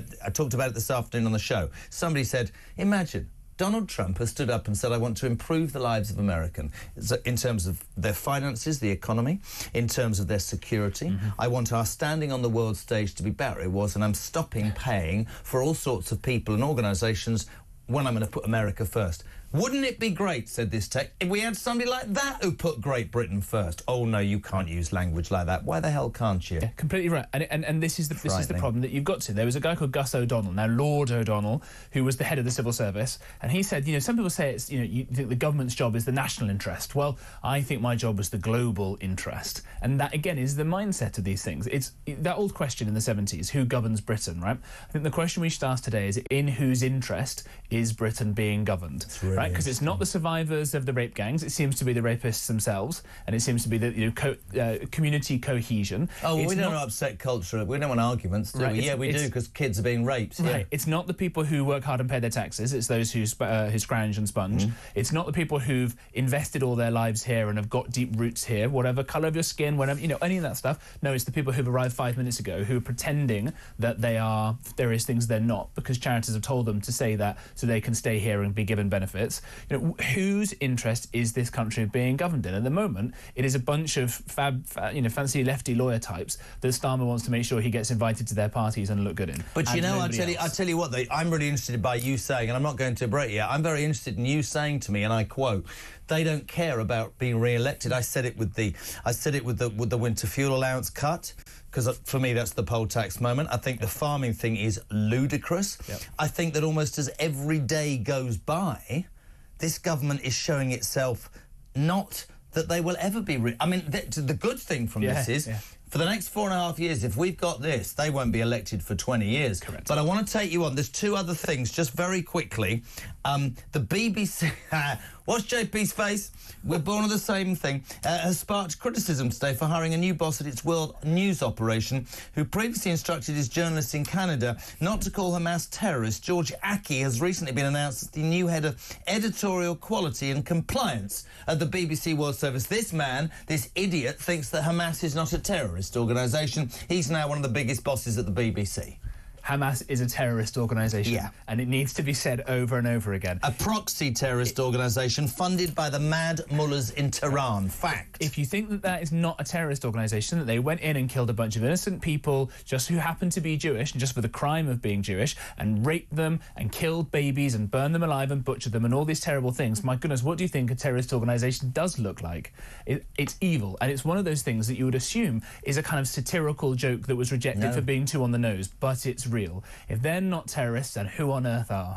Just more breaking news. According to reports, I've said this before, Donald Trump has said on the Gaza ceasefire deal, we have a deal for the hostages in the Middle East. They will be released shortly. Israel has just said, this is really important breaking news, Jay, its government will vote on the Gaza deal tomorrow. That's from an Israeli government official. So there presumably is a deal on the table tomorrow, Thursday. Benjamin Netanyahu's government will vote on whether to accept that Gaza peace deal. Hamas, we haven't heard. 1 minute it was yes, 1 minute it was no. Just bear in mind that Trump said to Hamas, if not each and every one of those hostages is back home by next Monday, the gates of hell will open. I mean, frightening. But that is the only way to deal with these people, right? Whether it's the way I couldn't understand how you'd be sitting having a conversation with terrorists. Why would you be negotiating with terrorists? Right. Kill them all. Right. The only thing is because they're still sat hiding away in their bunkers like cowards, holding guns to the heads of young kids that they've kidnapped, right, and babies and things like that. They've smuggled down into those terror networks. It's the same thing with criminals here in the UK. It's the same thing with anything. If you don't treat these people with impunity, with force, they won't care, they won't understand it. And let's not forget, there were no major wars in Donald Trump's first term because people were too cowed to do anything about it. There you go. Biden comes in and says, oh, it's all going to be fine, we'll take our foot off Iran's neck, we'll make up with lots of peace and all the rest of it. Putin invades Ukraine, Hamas do this evil activity, China's getting more and more bellicose against Taiwan. You've got to hope Trump comes in now and people will be so scared that he will unleash hell on all of them, that there will be peace in our time. Interesting. Sorry, you've come at the right time. So Israel says its government will vote on the Gaza deal tomorrow. According to more reports, just in Breaking on Talk, the deal requires 33 hostages to be released in the first 6-week phase, with at least 3 hostages freed every week in that period as well. Do we know the number of hostages that are still there? Do we have that exact number? We're going to double-check that. Trump is making a difference. I don't care what anybody says. He's making a difference. To the Chagos Islands, he's making a difference. 94 hostages, just bringing that to 33 under this plan of these poor people who've been in captivity for 16 months. We released in the first 6-week phase with at least 3 Israeli hostages freed every week in that period. That is on the table. The government in Israel will vote on that tomorrow. We're still to hear from Hamas. Can I just finish in... I know we need to go to break, but can I finish with one thing? You used the phrase "my party," unashamedly a Tory. You're very honest about what had happened. That opinion poll this week had the Tories in 3rd place. We've had very little from Kemi Badenoch. I'm told it's because she's trying to get the party organised and where the mistakes were. Do you not run the risk of being left in the rear lights of reform, who are running away with people and they're controlling the messaging at the moment, aren't they? Yeah, there's certainly loads of excitement and interest, and people like Rupert Lowe, a Reform MP, is clearly one of the best members of Parliament in decades and decades, understands what it is to hold a government to account, to ask the right questions and not to be afraid to ask the difficult questions and say obvious truths that are obvious to most people, and that's really to be commended.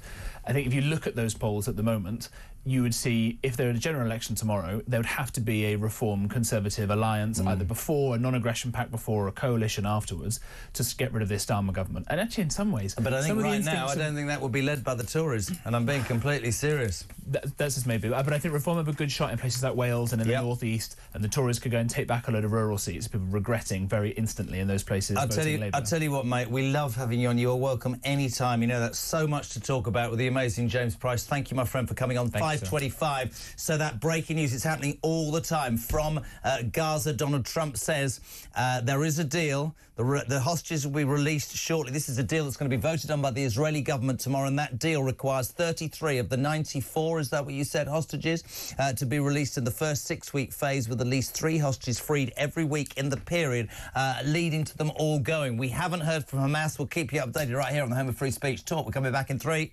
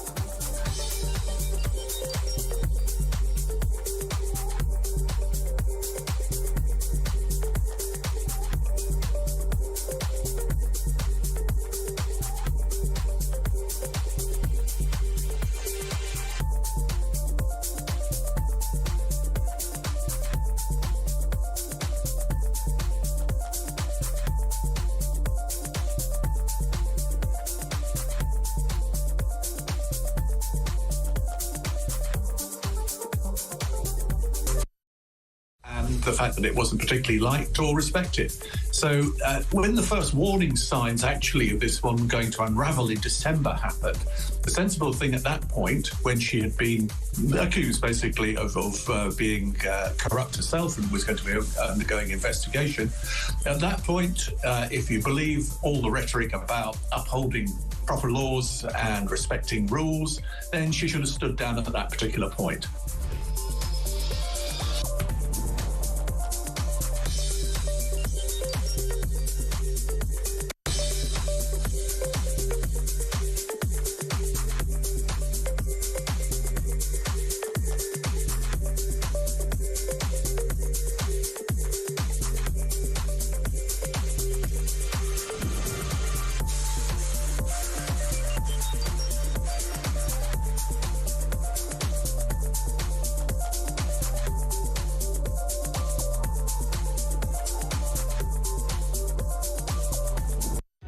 Across the UK, on DAB+, on your smart speaker, on your smart TV, and on your side. This is Talk. Almost 5:30 Wednesday. What is it? What is the date? Is it the 15th of January 2025? Reports not what an hour ago that a Gaza ceasefire agreement has been reached. We're trying to make sure we give this as it happens. Donald Trump said there has been an agreement. Hostages will be released. The Israeli government officials have just said that they will vote on this Gaza deal tomorrow. And according to more reports that we have at Talk, the deal requires 33 of the 94 hostages to be released in that first 6-week phase, with at least 3 hostages freed every week in that period. Nothing from Hamas. It's going to be voted on by the Israelis tomorrow. We're going to keep you updated. We're going to go now to our Talk International editor, Isabel Oakeshott. Always a pleasure, never a chore. Your response to that news that potentially it looks like Donald Trump was right. If it's not done by Monday, all hell will break loose in the Middle East. Even his cynical critics would say, unbelievable. He's 5 days away from being inaugurated again, and something's happened, Isabel Oakeshott. Well, it certainly looks that way, although we're very, very short on detail at the moment. I understand there's going to be a press conference in Qatar this evening. Presumably we'll get a lot more flesh on the bone when that happens. And we can be sure that the incoming president will claim almighty victory, if it's even half as good as it sounds. On the hostages, slightly ominously, the wording being touted around is, they will be returned alive or dead. So, unfortunately, not everybody is going to be handed over in the way that relatives have been longing for. And we just don't know yet whether any of this will actually come off, on the scale that is reported or expected or hoped for. But it does seem extremely positive at this point, and plenty of reasons to be optimistic. I think that's the best way to describe it, and we'll certainly here on Talk keep you updated. Saying Talk's international editor, I have to start then with you with yet another flip-flopping U-turn from the world's worst Prime Minister. He seems to have ditched attempts to get his Chagos Islands deal, in brackets, sellout, which he wanted to get signed before the Trumpster takes office next week. Flip-flopping Downing Street PM says today, will not be signing off the agreement until the President-elect has a look at it. This is the Chagos Island, massively important for our security, for the free world's security, really. His idea with his globalist ideological friends was to give away the Chagos Islands. No idea why. Give it to Mauritius, but that's bad enough because it's a British territory. Mauritius quite close to China, but also give them £9 billion. Not quite sure what that's for, because we're screwed in this country and we could do with $9 billion. Certainly the pensioners are. Another flip-flop, Isabel, from our Prime Minister. Well, this is an unusual case of a flip-flop I'm quite happy to wear. I'm very glad that... we're all glad, but it just shows you how completely bloody incompetent Starmer is.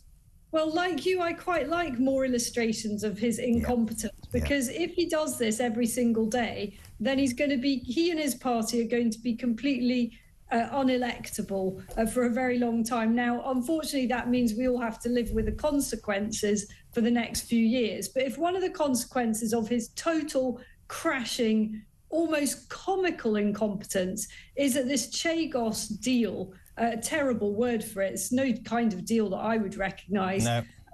blows up, then happy days. If it has to wait until Trump comes in, it's not going to go through in the form that Keir Starmer wants it to. I know that Nigel Farage has been pushing behind the scenes very hard for the incoming Trump administration to kibosh this deal on all the right grounds, because it's an outrage to the British people. We were never asked about it. There's never been a vote on it in the House of Commons. MPs were totally blindsided by this deal. Honestly, I think it was a treasonous deal. Well, somebody said that earlier. Somebody came on the phone and said it's treason. He should be investigated by MI5 or MI6. So we had that, the Chagos deal. Apparently now he's more concerned about what Trump will do. That was flip-flop number one today. The other is this appalling story that came out this morning, which I'm sure you'd be happy to tell me your thoughts on, where they wanted to throw out a piece of Conservative legislation that basically said we're going to stop persecuting soldiers from 50 years ago in Northern Ireland and all that. But one of the reasons for throwing this out, one of the side effects of throwing it out, this piece of legislation, would be that vile creatures like Gerry Adams, the head of Sinn Féin, who was arrested and held whilst we investigated as a nation whether he was part of the IRA back in the 80s, could in fact sue this government for hundreds of thousands of pounds. And of course everybody went, hold on a minute, this is completely immoral. These poor soldiers who were protecting people's liberties are being screwed. People like Gerry Adams are getting money and the victims are being left behind. This afternoon, flip-flops off again. I am going to block compensation payments to Gerry Adams. Do you think this man has any plan or any idea of what he's going to say or do on a daily basis? Because I find it astonishing, Isabel. Astonishing. Well, look, this is a man who, even when he's got an auto cue in front of him, manages to call hostages sausages. Can I do an impression? We must release the sausages. I mean hostages. And then there was his Nobel Peace Prize winner that turned into something to do with mobile phones earlier this week. Yeah, that's sponsored by EE. That was another kick. I mean, honestly, the man's... wow. I mean, one of the funniest things you said earlier is you said, is no one talking to this pillock? And you summed it up, didn't it? Is no one talking to this pillock or the pillocks around him? I mean, I just don't understand why he wouldn't... I mean, this is my point, and I say it on almost a daily basis. Either he is stupid or he thinks, I just want 5 years and I'm going to try and do what I do. There doesn't seem any understanding of his actions and what it means for this country and what it means for his popularity. I literally think there's something missing there. Yes. I mean, clearly he isn't a stupid man, because you don't get to be director of public prosecution. Well, I would respectfully suggest if you miss out on prosecuting Jimmy Savile, you're not great at your job, are you? Well, I think there are many examples of him having done that job badly, but I don't think he's academically stupid. But the guy is not fit to run a country. He does not have the personality traits involved. And if he did, then Labour wouldn't be crashing in the polls, would it?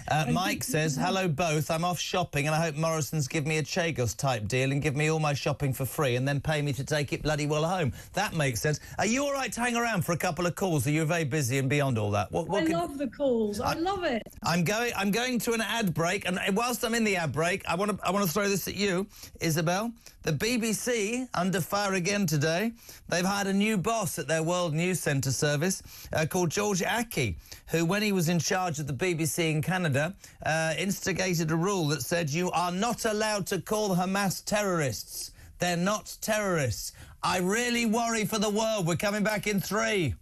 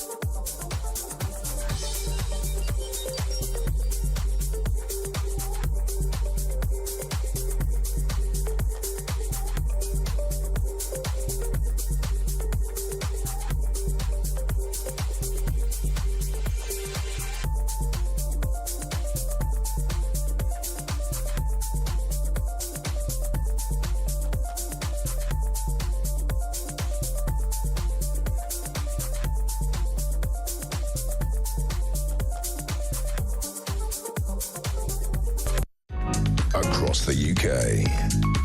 On DAB+, on your smart speaker, on your smart TV, and on your side.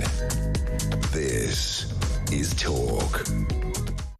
Wednesday, 21 minutes to 6. I'm joined by the legend that is Isabel Oakeshock, who said the other day I could call her Izzy. Izzy, should we get busy and get to the phone lines? That was rubbish. Let's go to Northampton. Tracy, Isabel's here. I'm on as well. What you got for us? Right, I think you're top man. Top man. Thank you. Isabel, I've got to agree with you. He is stupid. More than stupid. You could call him a lot more. Is this me or Keir Starmer? No, I thought it was me for a minute. No, darling, I think we're talking about the Prime Minister. I hope so, anyway. Yeah, no, you are totally right in calling him stupid. It's more than stupid. I'd like to call him something else, but we're not allowed to online. But what I want to say is he is selling Britain, and we're letting him, because he's been made Prime Minister, and all he does is walking and leaving us behind. He's looking after everybody else's country, giving them money, doing what they want to do, and poor old Britain's left in the background to die. And that is what is going to happen if he stays in power.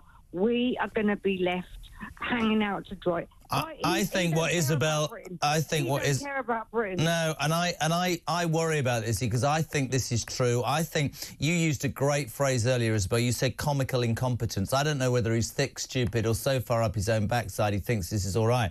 But people like Tracy are the lifeblood of this country, and these people will never, ever, ever vote for this man. Never. And he is signing his own death warrant. But as he does, he's dragging us down and he's humiliating us across the world.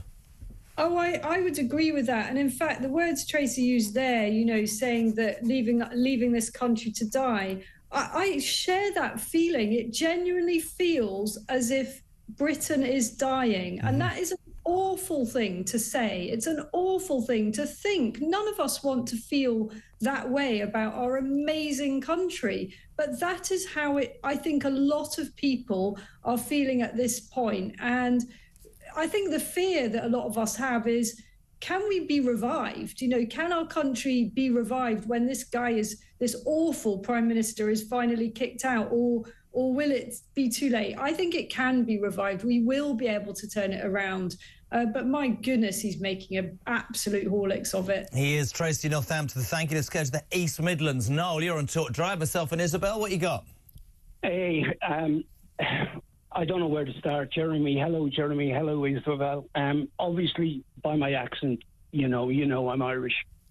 This has probably been... I've lived in this country for 10 years, and this has been single-handedly the worst day of my life. Oh. To hear that this absolute idiot is going to give that animal Adams money. And I have to be very careful here because I am an immigrant. Now, it is a bit different with the Irish, and an awful lot of Irish people, most of us by and large are very good people, you know. I love the Irish. There's a minority, a very, very low minority of animals who created a storm for all of us. I love this country. This country has been very good to me. I was in a coma for 37 days and the NHS saved my life. I have a very different opinion about a lot of things. But to give the likes of that animal... But then again, what can you really expect from a man who learned everything from Jeremy Corbyn, who actually stood beside Sinn Féin as well, stood beside IRA men, you know? And Mary Mao MacDonald, she's not Mary Lou, it's Mary Mao she's known as in Ireland, because they want a Republican socialism. They're not. They don't represent the Irish people in any way. Isabel, your response to Noel, I totally get his frustration and his anger.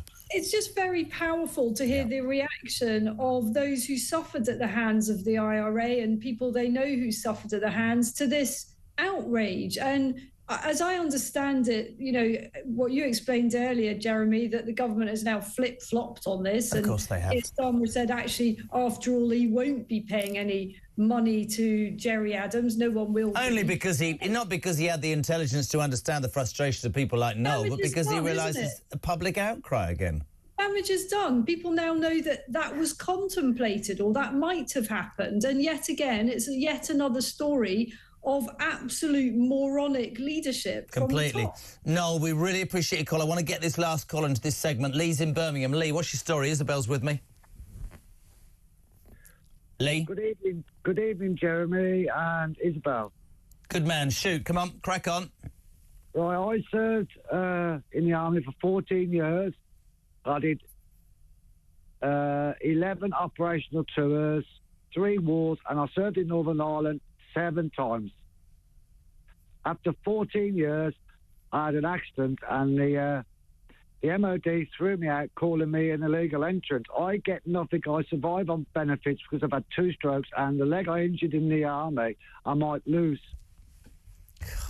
That's awful. I can't bear the way we treat our veterans, Isabel. I can't bear it. We are awful at it. And, you know, you need to look to America to see how this can be done better. I'm not saying they're perfect, but their veterans enjoy so much respect compared to what we do. You know, they're routinely, every day they are told, thank you for your service. We don't do that.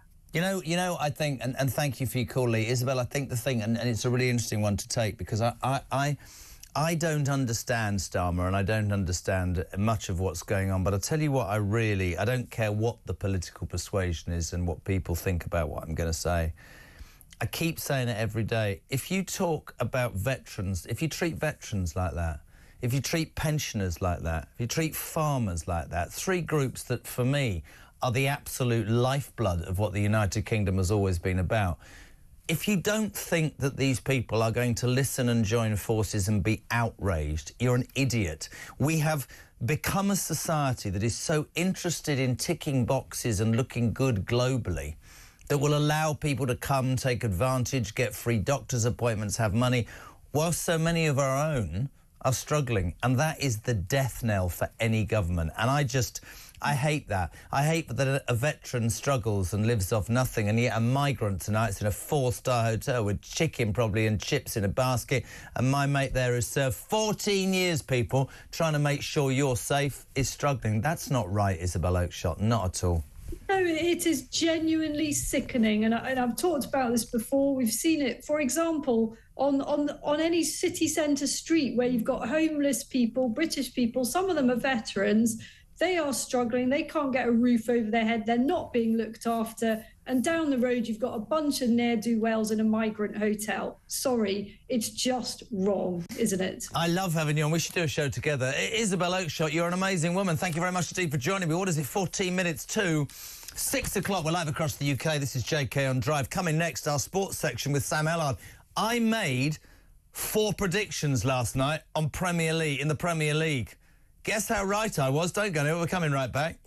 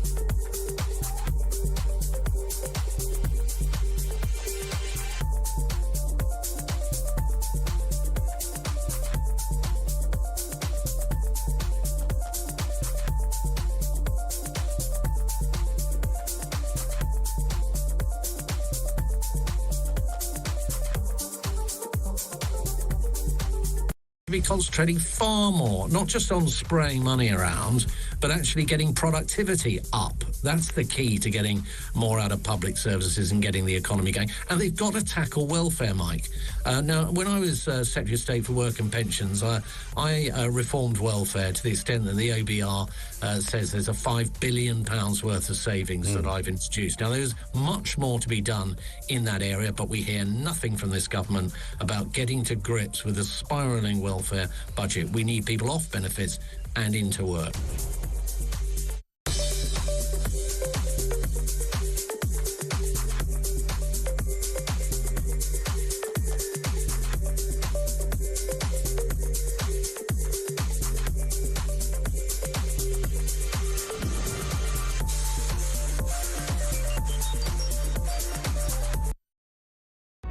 Across the UK, on DAB+, on your smart speaker, on your smart TV, and on your side.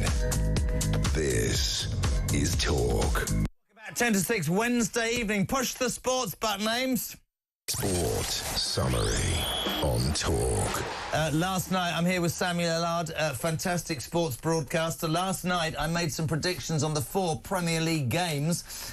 Jimmy, on a voice note, speak. Hi, this is a message for Jezza. It's Jimmy from Halifax. I'd just like to congratulate him on his football predictions last night. He said 4 draws. He got 3 out of 4. Brilliant. Well done. I think you should think about moving next door to Talk Sport. Could have a career there. Well done again. I worked on TalkSport before you were born. I've had a career on TalkSport. Do you know what? All I've got to say is fair play. I mean, I'm not sure... The irony of last night was I said that it would be a draw, Forest and Liverpool. It was 1-1. I said Chelsea-Bournemouth would be a draw. It was 2-2. I said... where's the other game? What was the other game? I can't remember what the other one was. Anyway... The only game that didn't end up with a draw was West Ham, my team, who beat Fulham very fortuitously. So, kind of in the end, it's been a really good night. You got most predictions right, and if you're going to get one wrong, at least your own team are going to win. It was a crazy night of football last night. Forest-Liverpool, I thought, was a real kind of throwback game of football. It was kind of end-to-end stuff. Great job there. Really, really loud, intense atmosphere. The City Ground. Forest get that early lead. It's absolutely buzzing. Look at those graphics. They're great, by the way. What? Yes. Sorry, no, they're not there anymore. I really like those graphics. Liverpool in the end, in the second half, they really sort of went through the motions, up the ante, and got an equaliser. And then they pushed hard. Matt Sells, the Forest goalkeeper, pulled off 4 or 5 world-class saves at the end. Listen, all of that is fine, but I won the bet. Oh, no, and I'm coming straight away, and you win the bet. No, you win the bet. So you owe me 20 quid. So what I'm going to say... 20 quid, did we? Ryan, did we say 20 quid or did we say 20 quid? We did. So we're going to double or quits tonight. OK, deal. Let's go. Show me the 4 games. 2, 3, 4 more games matches. Tonight. Yeah, let's do it. Arsenal... Are we going to remember this for Monday? Arsenal... Ryan, write these down for Monday. You don't do Thursdays anymore, do you? No. Arsenal-Spurs... I think this is going to be goals, definitely be goals in this game. I fancy Arsenal just to edge it. 3-2. Arsenal win. Arsenal win for me as well. OK. Newcastle-Wolves. I think we both agree. Newcastle win this game. It's a Newcastle win. Everton-Aston Villa. New manager bounce with David Moyes. I will go for a draw. I think that Goodison Park tonight will be rocking for David Moyes' return after 11 years. Aston Villa in form. Knackered, though, I would imagine. Everton have had a bit more time off because of the European game. I'm calling that a draw. Yeah, I think emotion. I think it's going to be a really good night tonight. I think Moyes coming back. It's going to be quite special. Now, aren't you? But I think Villa's class is going to shine through tonight. Or he goes for a Villa win. It wouldn't surprise me if Everton taking an early lead through a corner. Leicester City at home. Are we in a rush or something? Yeah, we are. Leicester City at home to Crystal Palace. Now, Crystal Palace started badly. Leicester City under Ruud van Nistelrooy did well and then haven't done so well. You're going for Palace? I think Palace win at Leicester tonight. I think that's a draw tonight. So you've gone, all right, so I've gone... Wins for Arsenal and Newcastle, draws for Everton and Leicester. And I've gone for 2 away wins, Villa and Palace. Double or quits, £20 on it? £20 double. There we go, looking forward to it. Now, one of the most important things that's come out in sport on our sister station Talk earlier today. As you know this, you might not, people, the Champions Trophy, a cricket tournament England taking part in. We have this clash lined up with Afghanistan, a country that's run by the Taliban, a country that bans women from taking part in those sorts of sport. Nigel Farage, the leader of Reform, was on TalkSport earlier, calling a decision to not boycott it so far as monstrous. This is Nigel Farage on sister station TalkSport. Inescapably, sport is part of international diplomacy. You can't get away from that. It's been the case forever, and it's not going to change. And I think the fact that women's cricket has been completely abolished in Afghanistan, frankly, along with women's rights, is something we ought to make a stand over. And I kind of feel that the ECB's been vacillating a little bit over this. I mean, look, we didn't play against South Africa because they banned black players during apartheid. It would be completely inconsistent to say we're going to play cricket against a country that now bans women from playing it. So I'll nail my colours to the mast. I'm not asking you to get political. I think he's absolutely spot on there, Nigel Farage, and is speaking for the people. It's interesting, isn't it? Because the ECB is being, as he said, they're vacillating, they're waiting. Is it going to cost them sponsorship? Is it cost them? There's nothing wrong with making a stand. The greatest thing that Nigel Farage said there on talkSPORT was this: we stopped playing against South Africa because of apartheid. Again, I'm not asking, you're a sports presenter, right? But for me, absolutely nailed on. Nigel Farage is correct there. So you think England should boycott the game against Afghanistan and put aside, oh, we might miss out on a trophy, might miss out on sponsorship. There has to be what's right and what's wrong. Can I throw something else your way with this? Yep. And I appreciate I'm more sport, you're more news, so you can maybe tell me if I'm wrong with this. I'm more sport than you, and I appreciate how serious this situation is. I've got a lot of sympathy here for the ECB. I would say, in a situation like this, why do the ECB, the England Cricket Board, and why do the England players have to answer and deal with these situations? Given how serious it is, I understand. My argument to you would be it should go above England and above the England players. It should be up to the ICC to take a stand and to make a decision. They're the governing board that run the sport. Afghanistan out the and sport. then, if the ICC say no, you're out, they're done. But if the ICC, they're the people that run cricket, run this tournament, if they have allowed them to play this competition, I then think it's really easy for people to sit there and just go, pull out, don't play, do this, do that. So you told me before we came off air, I don't know much about that. You've just made the most salient point I've heard all day. I think you're absolutely right. And then you're taking it away from individual cricketers and the ECB. Nigel is saying, come on, show your colours here, do the right thing. You're saying, quite conceivably, the bigger bosses, the ICC, the World Cricket Authority, should be able to look at this and say, Afghanistan run by the Taliban is a disgrace. They're ruining female sports. Their record on female human rights is no good.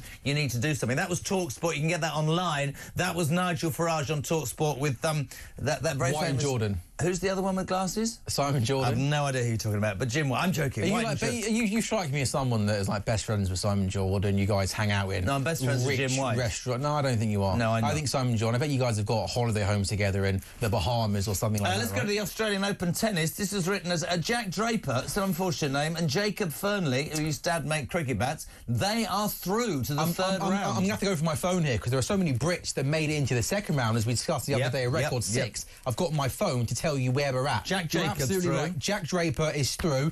Made hard work of it. 5 sets. He's through to the third round. Yes. Bad news for Jodie Burris. She lost to Coco Gauff, but Coco Gauff, of course, one of the favourites expected to get through. Raducanu in second round action in the early hours tomorrow morning. She'll be injured. She'll end up with an ant's bite and won't take part. No, she'll lose. Stop. No, I'm sorry, Emma Raducanu. Harriet Dart knocked out to Vekic, and also Jacob Fernley, incredible, through to the third round. Up next to him, though, is Zverev, the second seed, so he's got it all to do there. And also Katie Bolter, also in second round action tomorrow. I think that Bolter and Raducanu will win. Actually, I'm joking about Emma Raducanu. She'll lose. But old Ryan goes, she's going all the way. Sorry, excuse me. How did Watford do last night? I haven't checked the Watford score last night. I have to tell you, after 85 minutes, I was chuffed. Cardiff City, who are crap, were leading Watford 1-0. I was going to send him a message. I was out for dinner, and it was 1-1. Where were you? The only team, by the way, who won last night in the Premier League, up to 12th and above Manchester United and Tottenham, was West Ham United. And how good does Graham? They look totally interesting. How long have I got here? 30 seconds? An hour. I know it's really, really early on, right? But do you not already think with West Ham, you're starting to see patterns of play, good build-up play? Yeah. Like with Lopetegui, there was no identity, was there? I know it's only 2 games. What did I tell you for weeks? Out of his depth, crap, rubbish. Wanted him out of my club. What are you looking at now? No, nothing. Oh, they've done some graphics. Fulham these Football graphics, Club by the 2, way. West Ham United 3. Where have these been for the last But couple of months? that's round the wrong way I because know, West but Ham were at home. I know, It was but 3-2. Who's done that? But that's different between me and you. I don't dig people out. Did you do that? No, yeah, I I'm did digging that. them out. I did That's that. rubbish. It was me. Well, I made it. Apologise. I'm so sorry for making that graphic wrong. You made it earlier, did you? I made it earlier. Well, I would like to say, and I Yes. mean this in terms of the sporting knowledge. Oh, yeah, Fulham. Look, old Kev O'Sullivan making abusive messages with your middle finger. You lost. Get out, you creep. Go. Get a haircut. Honestly, full of it. I think he's got great hair. Do you? I like his He's hair. a Fulham fan. I know, he's into gold. I really like Kev. I feel, do you? Yeah. I love him. I feel really confident about West Ham under Graham In terms Potter. of... I like in what I terms, see. what do you think West Ham could achieve this season? Top 10 will be a result. That's absolutely fine. Top 10. Win the FA Cup? No. You're But out I of it. think if we get our act together, and you are so right about pattern to play, could I just say I thought that was one of the greatest broadcasting stints you've done. Do you know why? Because you spent most of it talking yourself. I didn't really speak there, did I? The sport is... It's basically... What we should do is I should ask you sport questions and you should tell me the sport news. Is it Cardwell tomorrow? I'm going to do Cardwell tomorrow. Because, Jodie, I'm doing Cardwell tomorrow because these Cardwell let me speak. I like doing it with you. You going to do the news? Can I do... 2, 6 o'clock 1. news coming next.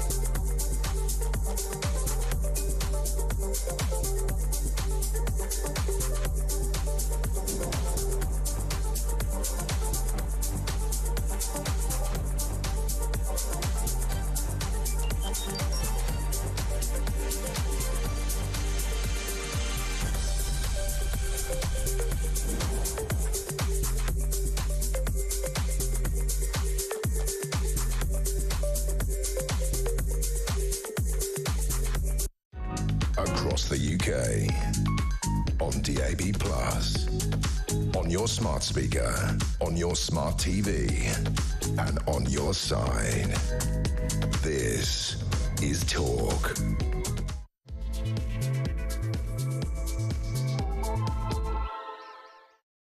Welcome back. 3 minutes past 6 into the final overdrive for Wednesday. Just in case you haven't heard that news that's broken in the last hour or so, Israel and Hamas, this is sources, have reached a ceasefire deal to end 15 months of war in Gaza.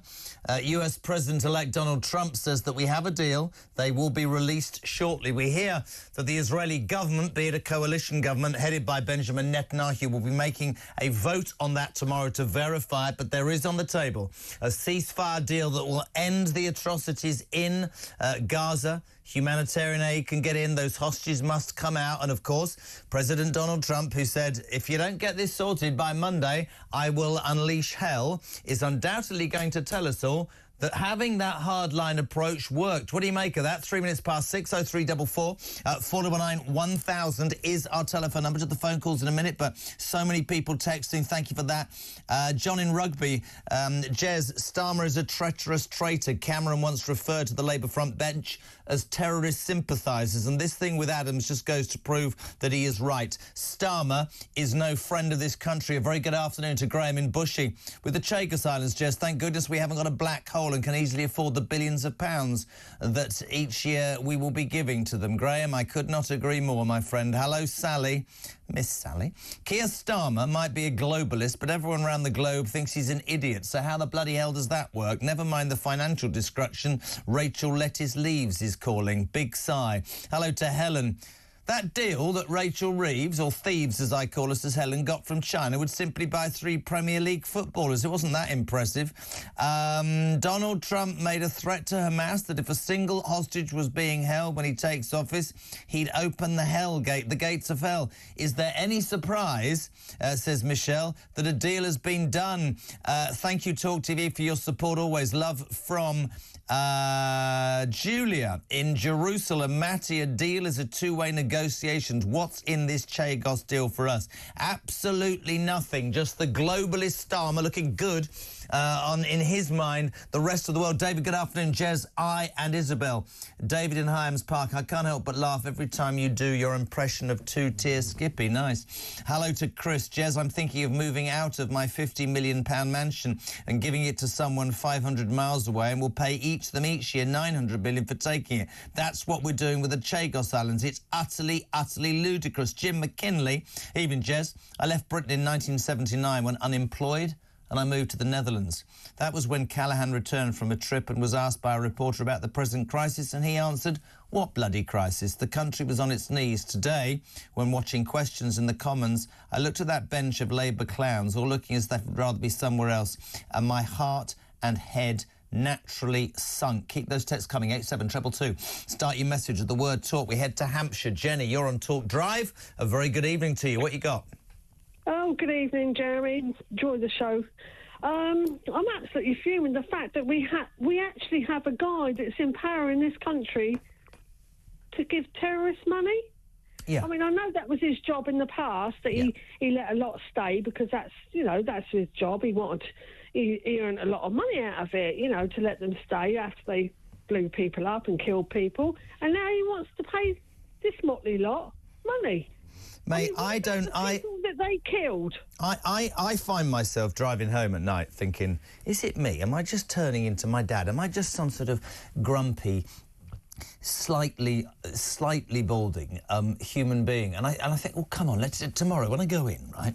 I'm not going to be angry, there's going to be nice... And there isn't, because this total and utter idiot and this incompetent bunch of ideologically based wet lettuce, I don't know, listen, no fan of what the Tories did, no fan of the disasters that they left, but struggling to understand how anybody, right, anybody in the world can think that this government is anything other than a disgrace. Jenny, thank you so much indeed. Let's go to Wade on the Isle of Wight. Wade, how are you? Welcome to Talk Drive. Oh, good evening. Good to be speaking to you. And you, my friend, what can I do for you? It's just basically all this with Starmer. How far does it have to go before he completely collapses the country? Well, you got 4.5 years of it, mate. Nobody can get rid of him. Well, it's been going on now for so long. Is there anything that he isn't going to give away? I mean, has he got a communist complete brain behind him? I just don't understand what's going on. I mean, I'm basically the same age as you. I'm very concerned, very upset. The way how everything's going, but you talk to the kids of sort of like 30 to 35-year-olds. Kids? My children. And it's Labour this, Labour that. They are starting to come around. They are starting to see what's going on. You cannot just keep giving to people and then taking on the other hand. What they're going to be taking off the farmers, they're giving to farms in Africa. The Africans need the money because they can't burn coal. coal, global warming. Is it true? Isn't it true? You can just keep on going and going and go. If you look at all the evidence that I've been looking at over the last year or so, it's a complete and utter con. You don't know what to believe, what not to believe. Tommy Robinson, is he guilty? Isn't he guilty? Yes, he was a hooligan. He was a thug, football thug. His cousin got raped. He changed things. He tried to go. They lock him up. If you do it or say anything in this country, as far as I can see, they just lock you up, throw away the key. I tell you what sustains me, and everybody who comes on this station is more than happy and right to have an opinion and have their say. What sustains me on a daily basis from this angry man who just thinks, God, where are we going to end up, is actually the numbers of people that we speak to. People like you who have worked all their life, done right by society, by themselves, by their families, and just feel that this place is becoming a laughing stock and a disgrace. And it's one of those things, we're not talking about some sort of campaign here, but I'm making the point that the stronger people are. I don't think that Keir Starmer will survive the 5 years in any which way. I think they will not listen to anybody and they will continue. I think that when this nightmare is over, he will never... I don't think the Labour Party will be elected again for years. But, Wade, what we all have to do is keep calling it out, because whether it's the Chagos Islands or giving Jerry Adams money or flip-flopping on free speech at universities or supporting the BBC and employing somebody who thinks Hamas aren't a terrorist organisation, these people are out of their depth. Thank you to Wade on the Isle of Wight. Breaking news on the ceasefire. Benjamin Netanyahu's office, we can just on Talk just tell you, have just said that there are several unresolved clauses of the ceasefire agreement that need to be addressed, but he hopes that details will be finalised in the coming hours. So Netanyahu's office now wading in, saying there is a ceasefire deal on the table, several unresolved clauses. You'll note from earlier, there are 90-plus hostages. 33 will be released in the first 6 weeks and 3 every week until the situation is resolved. We heard in the news, are all those hostages alive? Please God they are. We're not sure if they are. Of course, this needs to end, but it needs to end in the right way. It's 6:10. Delighted to welcome our next guest, a man who doesn't need an introduction because he was supposed to be on at 4 and we got it wrong. Benedict Spencer, very good afternoon. How are you, my friend? I'm well, thanks, Jeremy. How are you doing? Good. Where do you want to start? Israel and Hamas have reached a ceasefire deal to end 15 months of war. The Israelis will say, quite rightly, I believe, that Hamas is destroyed and on its knees. Hamas will say that the world is anti what Israel's done. They've committed war crimes. Donald Trump will arrive on Monday and say, see, I told him I'll open the gates of hell. It's all sorted. Biden will say it's all done. That's my legacy. The reality is we are inching closer to peace, Benedict. I mean, for the time being. Hamas has been devastated. It's not gone away, though. There is still enough there for it to be of a major concern.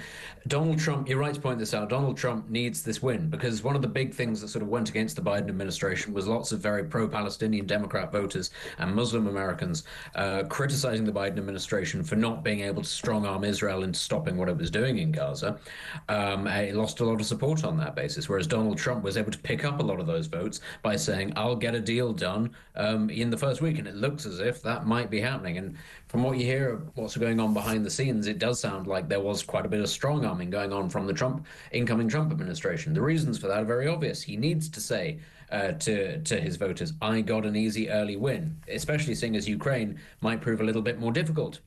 It's interesting, though. It tells you everything that you need to know. It's certainly what I'm keen to do. Other networks aren't doing this. They're doing a big thing on this. I think we need to just watch this detail as it comes out. We have to bear in mind that the Israelis, their government is not voting on this tomorrow. More details will emerge. You're right. Let's be honest. The Israelis could vote against it. Hamas could pull out at the last minute. We don't know, but that is where we are at. And US President-elect Donald Trump says we have a deal. They will be released shortly. Let's talk about domestically something that is causing me, I don't know, not to sleep at night. I'm starting to get really quite wound up about this. How bloody incompetent is our Prime Minister? 3 more examples of the flip-flopping idiot today, or the pillar, as I now call him. The Chagos Islands, a British colony. 4 years, nothing to do with Mauritius. Strategically for the order of the world, a very important part of the military strength of the Western world for not only the Americans but also the Europeans. Starmer, in his globalist way, has decided some weeks ago or months ago to give it away, he and his foreign secretary, to Mauritius. and also because they haven't got much money, to give them £9 billion. Mauritius quite close to China. Several cynical people saying, why would you do that? That's utterly ludicrous. Today, he's ditched attempts to get this done before the Trump returns on Monday, saying, and I quote, we'd like the Trump president-elect to look it over. Well, the president-elect's going to tell him where to shove this deal as far as the sun don't shine, because he wants the Chagos Islands, and so do we. This is Starmer yet again flip-flopping because he's as weak as anything, isn't he? Unbelievably weak. I mean, the thing with this is Mauritius might well have shot themselves in the foot here by, after having got this deal secured, you know, they get ownership of the Chagos Islands, we get a 99-year lease of Diego Garcia, and they get $9 billion. They basically turned around and went, do you know what? We reckon we can shake these people down for a little bit more. Let's get the money up, and let's get that lease down from 99 years to 50 years. Oh, and also let's have it included as part of the nuclear non-proliferation zone, so the US can't actually, you know, land any B-52s there. I think they've overplayed their hand slightly, and I think it says a lot that Starmer and Labour were prepared to still run with this deal, even on those terms. But the point is, the only thing that Labour could turn around and say was good about this deal was, we've secured the future of the base on Diego Garcia for a century. Once that's down to 50 years and no nuclear capabilities there at all of a sudden you kind of sat there going, right, what was the point of that? You know, even if that was the objective, you've now lost that. And now frankly, it is humiliating that the President of the United States can then turn around and go, I might veto this deal. Although slightly less humiliating, I suppose, than Donald Trump just going, do you know what? We're just going to take this island because you people don't seem to know what to do with it. But I suppose there is a slight chink of success here for Starmer, or at least how he will view it. Really? Which is that he will be able to say, look, I wanted to go ahead with this deal, but the President of the United States is on a bit of an acquisitional streak with Greenland and Panama and all of these things. I didn't have any say, and he'll try to paint this to his own voters as, look, this is that nasty old Donald Trump throwing his weight around, but we've got to play nice with the Americans because we have to be the grown-ups and we have to be diplomatic. Well, so no acknowledgement that it's the wrong decision then? Not any acknowledgement from Starmer that actually it's the wrong decision, giving away, you know, British islands that for money that we can't afford when we can't afford to look after our own people. That's ludicrous. There's £9 billion that could pay for farmers and pensioners. Mauritius doesn't need that. They'll probably give it to China anyway. That's a ludicrous way of looking at it, isn't it? But the thing is, we have to remember here, Keir Starmer, David Lammy, a lot of the members of the Labour Party front bench, they are human rights lawyers, and they view the world through the prism not of what is best for the UK, but what is best for human rights. Do you think they hate the UK?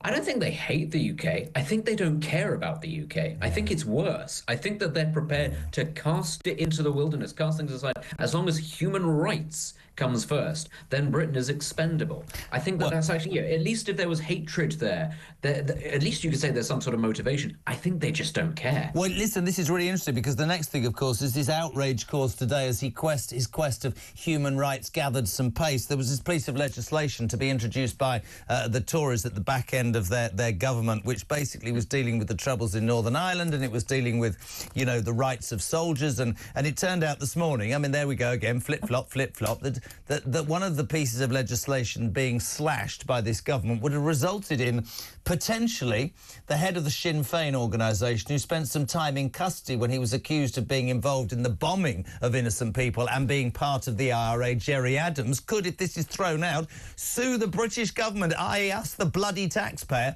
for hundreds of thousands of pounds. Did you hear the call on Mike Graham's breakfast show?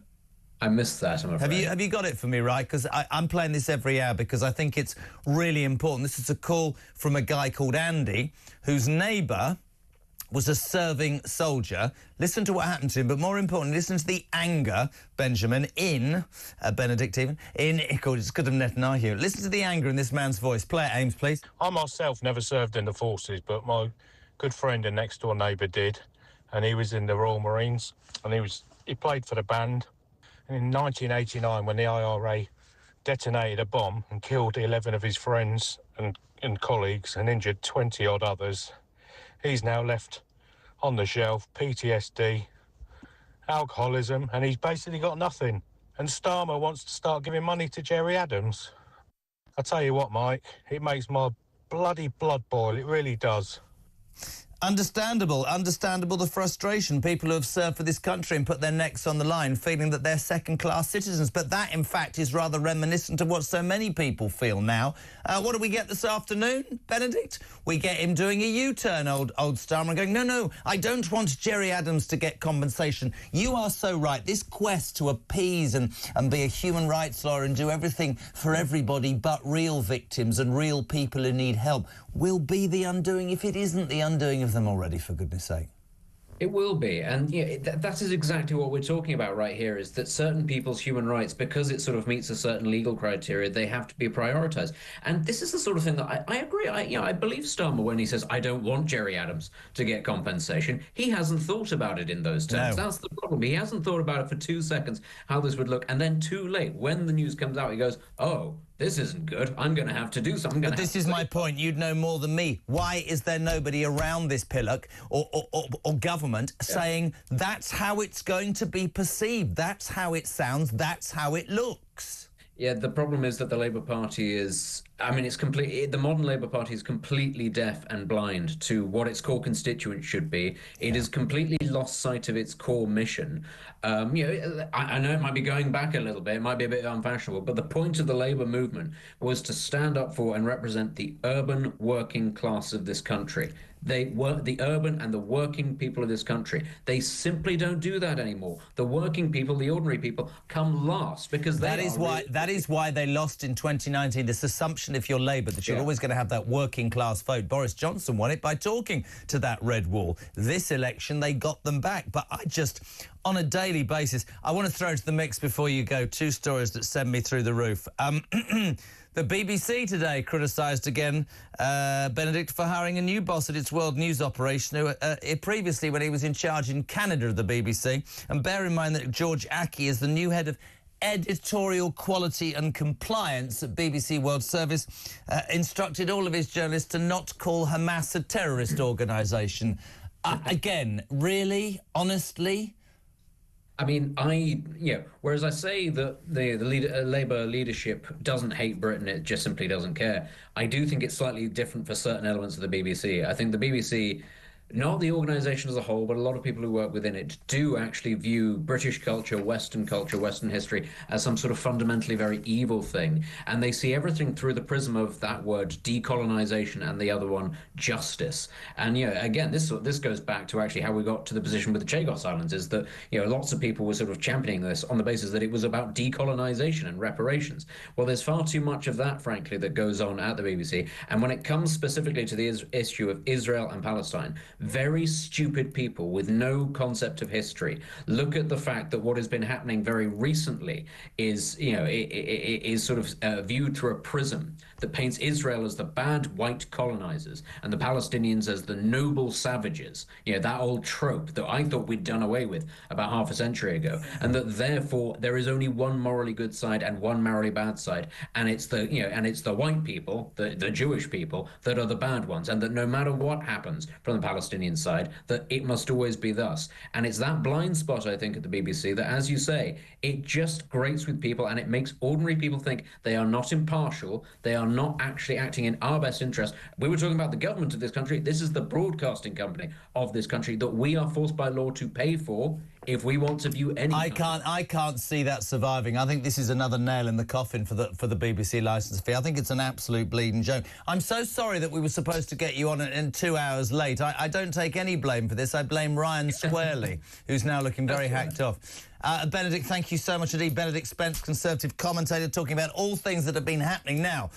I might get back after this ad break finishes. She's going to run about 100 yards to have a wee. If you want to be on the show, Jodie's taking your calls. 0344 499 1000. Text to 87222. Might be back in 5. We'll see.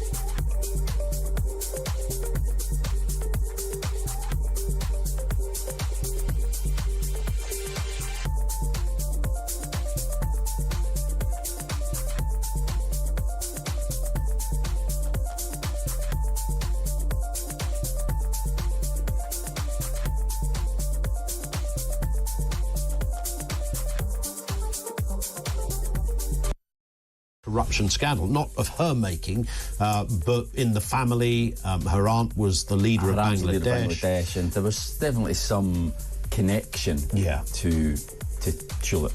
Even if it was the house she lived in. There was that, yeah. I think she was involved in some way in a deal done with Russia back in 2013, done with Vladimir Putin to build a nuclear reactor in Bangladesh. Yep. And she was pictured with her aunt and Vladimir Putin in the Kremlin.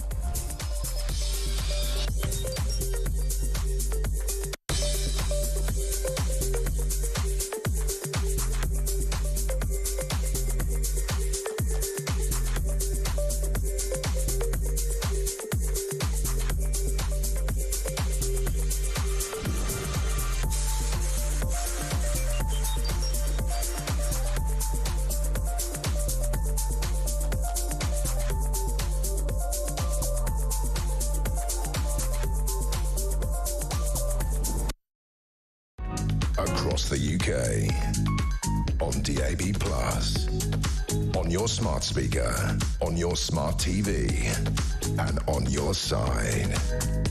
This is Talk. 6:25, JK on Drive until 7 o'clock when the legend that is Kev... Let me read that. The legend that is Kev O'Sullivan is here with his show, which is really good. It's on every night from 7. So there I fulfilled my responsibilities. No, he's on this and he's fantastic. Is it Petrie tonight? That dish of a woman? Petrie Hoskins on from 10 o'clock. And don't forget, tomorrow morning, 6 o'clock. The legend that is Mike Graham back with Morning Glory. Cheers. I lived in Waterford during the Troubles. I played football for Dunmore East, got broken ribs, stitches in my legs, and the locals were very supportive of me. And I love the Irish in return, especially the mad trawlermen, says Stephen. No idea where that came from, but thank you. Another Stephen says, I'm a huge supporter of the women's rugby team. I've seen their games in Northampton and Twickenham. He wants some free tickets. Just ask Starmer. Good God, Jez. I grew up in a nationalist, Republican, Irish family. I class myself as Irish blood, English heart, Irish passport. My family know full well that he was a commander of the RA with Martin McGuinness, so they would admit it. But the victims won't get any compensation. What Jerry Adams went through was wrong and undemocratic, but him being entitled to compensation is absolutely wrong. Hi, Jez. Serving veteran of 12 years. I completed 8 tours of Northern Ireland, lost friends, and 30 years on, I still suffer PTSD. To give Adams money is a joke. The next thing they'll do, they'll dig up McGuinness and give him some dosh too. My medals will be returned and my reasons why given. This is no longer my country.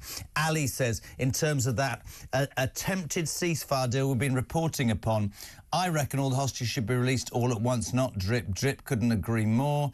Here's one for you. Steve says, my daughter went to Cambridge and did engineering. She's a genius. She emigrated. My son went to Imperial College London to do maths. I beg him to emigrate before it's too late. This country is over. 0344 499 1000. Text to 87222. In the last hour, we hear that a ceasefire agreement is on the table. Delighted to get on now, Rear Admiral Chris Parry, good friend of the show, former NATO and Royal Navy Commander. Chris, good evening. How are you, my friend? Yeah, I'm well. Happy New Year to everybody, very belatedly. Thanks, mate. So we started the show with a ceasefire deal between Israel and Hamas allegedly being close. Sources told us that there was one on the table. We are being told that Israel and Hamas have reached an agreement, but we're also importantly being told that Netanyahu's government will vote on it tomorrow. His office has just said that there are still several unresolved clauses, which he hopes to resolve in the next few hours. So it looks like Israel and Hamas at this moment have said, yes, President-elect Donald Trump says that we have a deal. They will be released shortly. This, of course, the man who said, if it's not done by Monday, I will unleash hell in the Middle East. Looks like he might get his way, my friend. Yeah, I mean, this is an agreement in principle.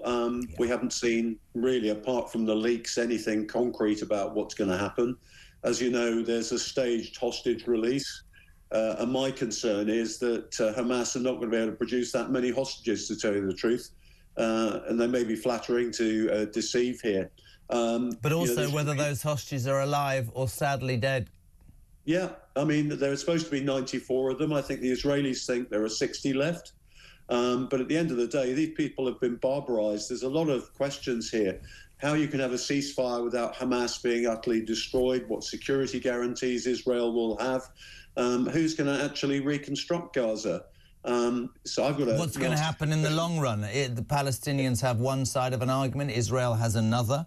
I understand that every news network is reporting this because the ceasefire deal to end 15 months of trauma and real war and humanitarian disaster in Gaza needs to end. But you're absolutely right. Somebody said to me earlier, well, you know what, Hamas has been destroyed. The ideology hasn't been destroyed. The ideology will rise up in 5 minutes. Well, I'm afraid the ideology and the practices of Hamas are run through the whole population of Gaza. There's no question about that. You can't get it out of the system. The only way you're going to do that is to actually say, look, we can't live like this forever. We have to live together. I mean, one of the things that I was saying 5 years ago is that Gaza could be the Beirut of the Mediterranean. It's got all the geographic advantages of being right in the middle of 3 continents.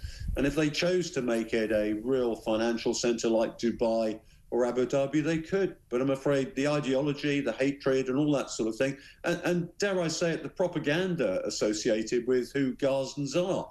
At the end of the day, most Gazans are from Egyptian and Jordanian stock. There's no such thing really as a Gazan. Even the Palestinian identity only goes back to the 60s.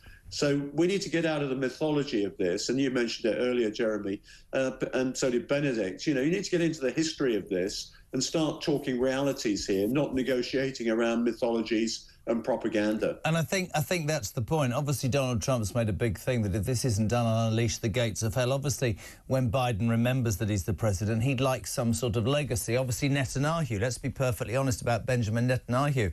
I suspect when this war ends, he's toast anyway. I suspect that Hamas will also have many, many questions inside Gaza to answer. And of course, it's great. It's absolutely great if that happens.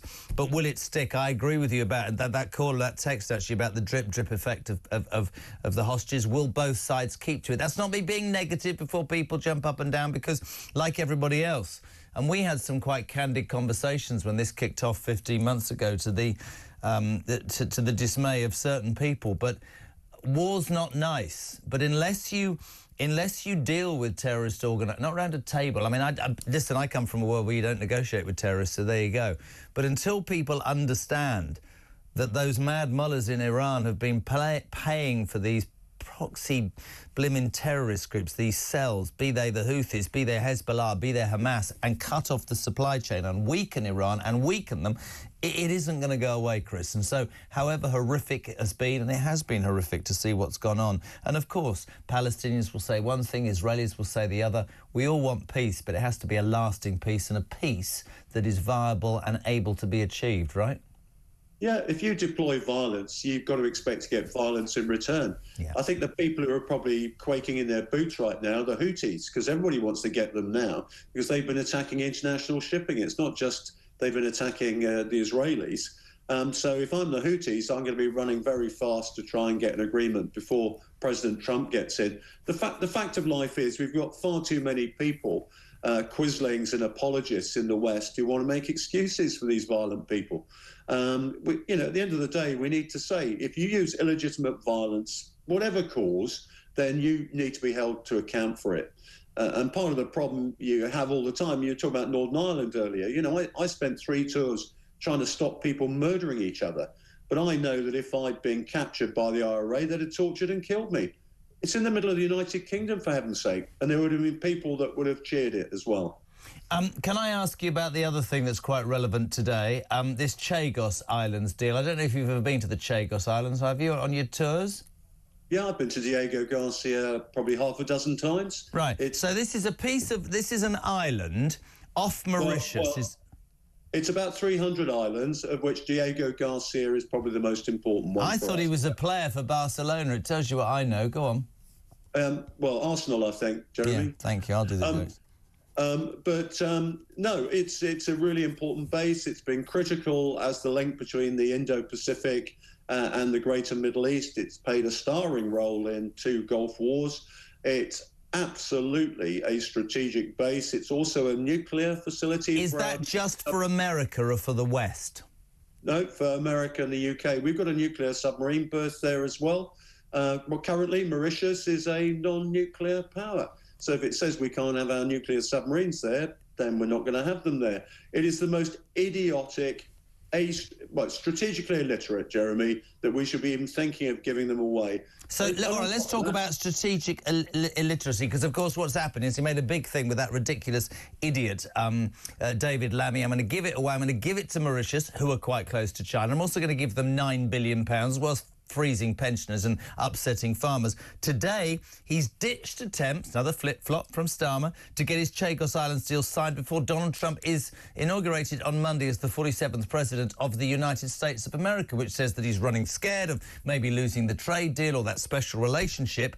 But because Trump would just explain to me, as a military person, what in the name of God goes through a Prime Minister's mind to give something away that I've had described to me as central to a maintenance of the order of the world order. Would that be fair enough? Yeah, it is. It's right bang in the middle of the Indian Ocean. And if you want to send ships or aircraft or any sort of supply, right in the middle of the lagoon of Diego Garcia, Jeremy, they have pre-positioned ships with military material on. And that's in case there's a crisis in the Middle East. They sit there all the time. Tanks, armoured vehicles, ammunition and things like that. It's absolutely critical to the way the free world will wish to defend itself. And if you allow China and its allies in there, then they're going to be all over it. The other thing is, it's the biggest marine protected area in the world. So, you know, we're going to see Chinese fishing vessels, I suspect, there as soon as you like. The problem is, Jeremy, you asked the question, Benedict said, you know, they care about so-called human rights and decolonization. They don't care about our strategic interests, this Labour government. And I'm afraid to say they're not getting good advice. When you've got a national security advisor who actually is negotiating this deal and not able to say why it is we're giving it up and why it is we're having to pay $9 billion. That would get you 3 aircraft carriers, by the way, $9 billion. Wow. Wow. And do you know that the KC, who's representing the Mauritian government's a friend of Keir Starmer's? I mean, the whole thing smacks of everything. One of the things I've been saying, Jeremy, is that power corrupts, and a 156-seat majority corrupts you absolutely. An absolute power corrupts, absolutely. Chris, this man is a legend, by the way, ladies and gentlemen. He too has a young child. We don't sleep at all. Chris Parry, Rear Admiral, that's the real name. Thank you very much indeed for being on Talk Drive. 23 minutes to 7 o'clock. Still to come, Ryan is obsessed with talking about potholes. Do you really want to talk about potholes, Ryan? We'll do potholes. We'll do it next on Talk Drive.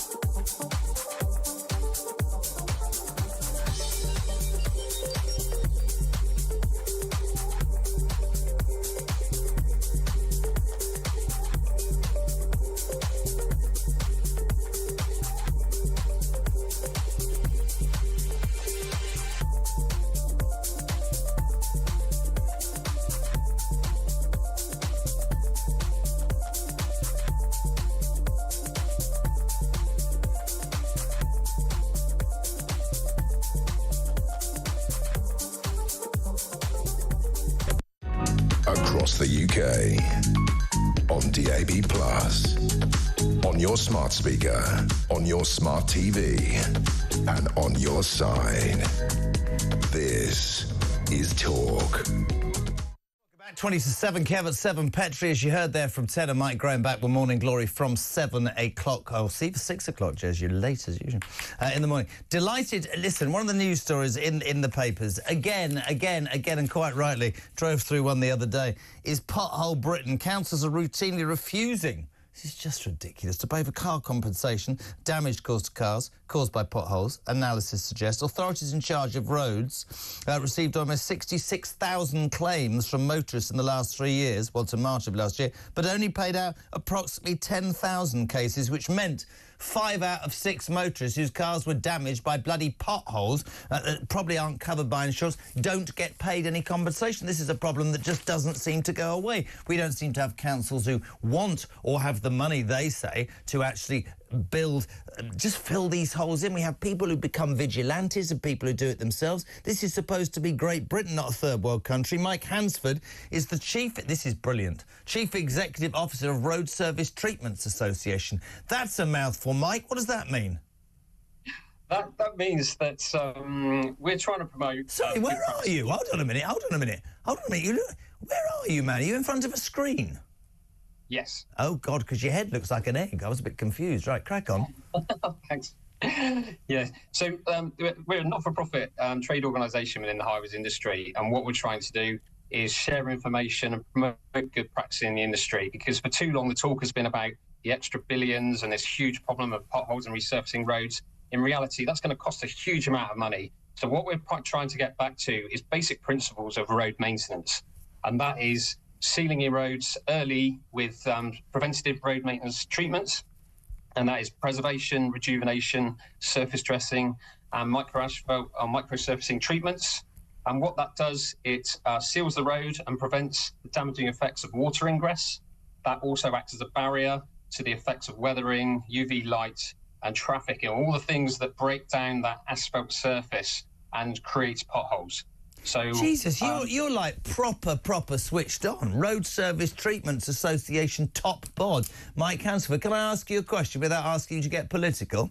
You say, well, that's going to cost a lot of money. Why don't we not give £9 billion to Mauritius and the Chagos Islands and spend that on improving our road system in the United Kingdom? Yes, dealing with perhaps creating better roads in the long run, but filling in these potholes so that 50,000 drivers aren't left screwed over by governments locally and nationally who don't pay them for these disasters. Yeah, I think what we're trying to make a case, there are undoubtedly financial issues within the highways funding, but what we're trying to say is that there's a solution. We can't keep just addressing this and this issue of compensation. We need to look at permanent solutions. Yep. And I've talked about these surface treatments, but what's happened in the industry? The REA have published figures that show surface dressing, for example, has reduced from 64 million square metres in 2012. Industries suggest that was once upon a time 90 million square metres. In 2023, that was down to about 35 million square metres. And that's undoubtedly had a huge impact on the state of our roads, because we're not treating them. We're not sort of stopping the water getting in and stopping them deteriorating. So what we want to do is... Why is that? Is that councils trying to save money, buddy? I think it's councils that are increasingly, and it's not all authorities, some are very, very good and very positive, but some are reverting back to short-term maintenance strategies of fixing potholes, and we've seen they cost about £50 to £80 per repair, up to about £120 in London.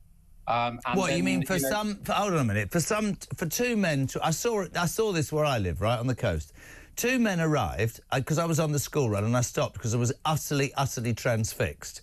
They parked their van, had a fag, got out, put some barriers up, right, had a fag, and then they poured some black sticky tar in, took the barriers up, had a fag and went home. And within 2 days, that had all fallen out the pothole. I mean, that's genuinely a true story. How is that effective?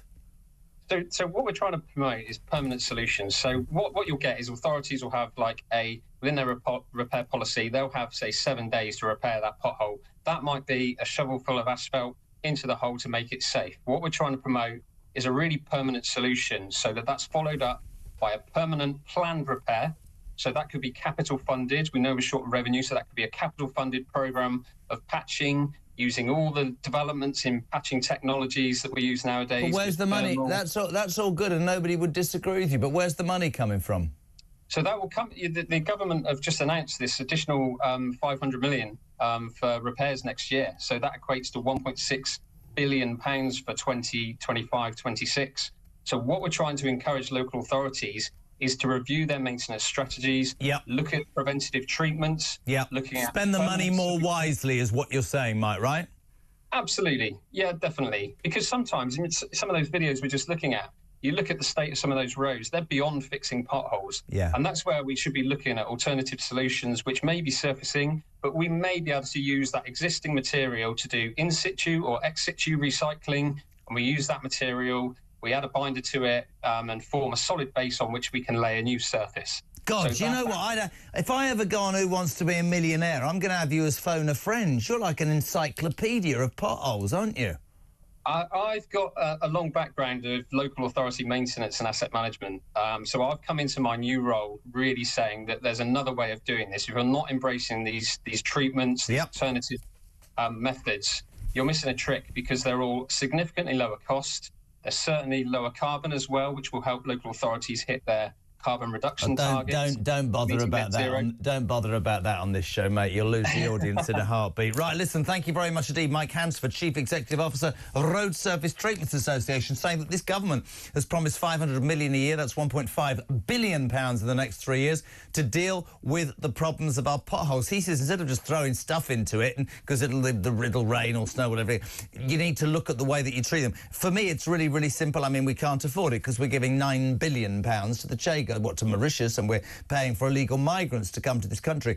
It's a bit like I look at that and I go, oh, this is Great Britain.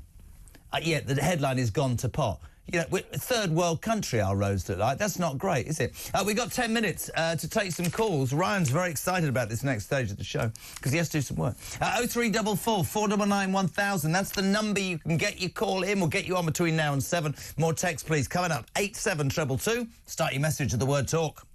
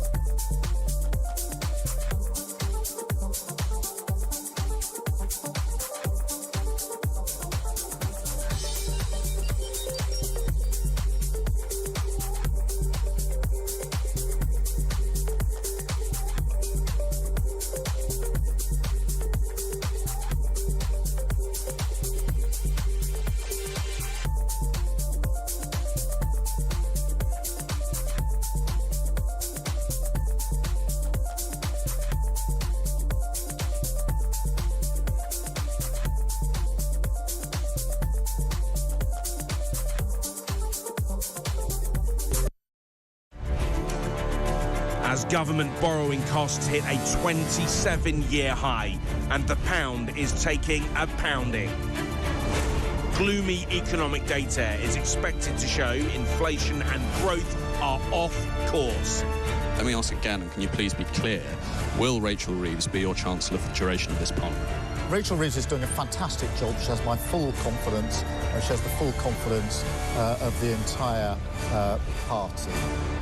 Can Rachel Reeves hold on as Chancellor?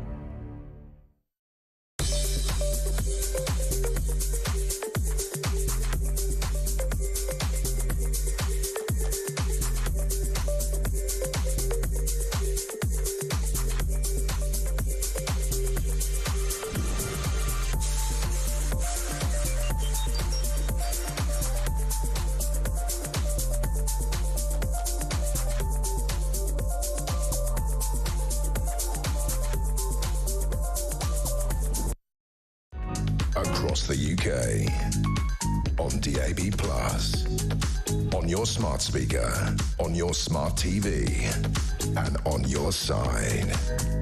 This is Talk. 700 smudge in Swindon. Right. I served for 30 years in the RAF, including many ops into Northern Ireland. This surrender to terrorists by Starmer is a slap in the face to myself and my many fellow servicemen, both living and dead. Had Starmer been in charge during my service, I can categorically tell you I would have resigned. Graham, when Gaza is rebuilt, what's to stop Hamas rebuilding the tunnels first with our money? Interesting. Betty. Labour believes they are not going out of power and wouldn't do any wars as well. Well, whatever. Listen, I don't disagree. I don't think they're that intelligent. This is my favourite one of the day, though, Jode. Hi, Michelle. Loving the show. I love the way Labour twist facts to suit their narrative. We've got our own oil and gas, and we can also go for nuclear power. We don't need to rely on renewables. Andy Dean, I'm not called Michelle. But if you want me to from now on, drive time with Michelle Kyle. 0344 419 1000. Let's go to Newcastle. Tsunami. Karen, you're on Talk Drive. Hello. Hi, Michelle. Thank you very much. Hello. Why did I do that? Michelle could have a deep voice. Listen, Michelle might be a modern woman. Happy New Year to you, but obviously it's not exactly a good New Year, is it? Listen, Michelle could be a bloke. Let's not get involved in that. So whereabouts in Newcastle, my darling? I'm a place called Kenton. You've actually recently visited a couple of years back. Listen, I love Newcastle. I'll be up there in a couple of weeks. Hex them all over the place. Don't worry about that. Right, what you got for me? Heading on the wall. What you got? Right. Jerry Adams, compensation for what? How about giving the compensation to those innocent people that was killed and the family suffered? Absolutely. I mean, come on. Has this MP forgotten what Adams did all those years ago? Of course they have, because politically they think that makes them look good. The fact of the matter is we are living in a country where, in my very humble opinion, Newcastle, we seem to screw the genuinely caring people, the people who have paid in, the people who are victims. We seem to get it wrong. We seem to be under the power of a government that seems to... They're apologists for everybody who's ever done anything wrong, and yet they don't defend the people that I think need defending. That's how I see it. I honestly hope, Jeremy, that this Parliament actually blocks this ridiculous payout. Well, they're not going to, because he's got a majority and they're all terrified. But I'll tell you what will happen as the weeks turn into months, right?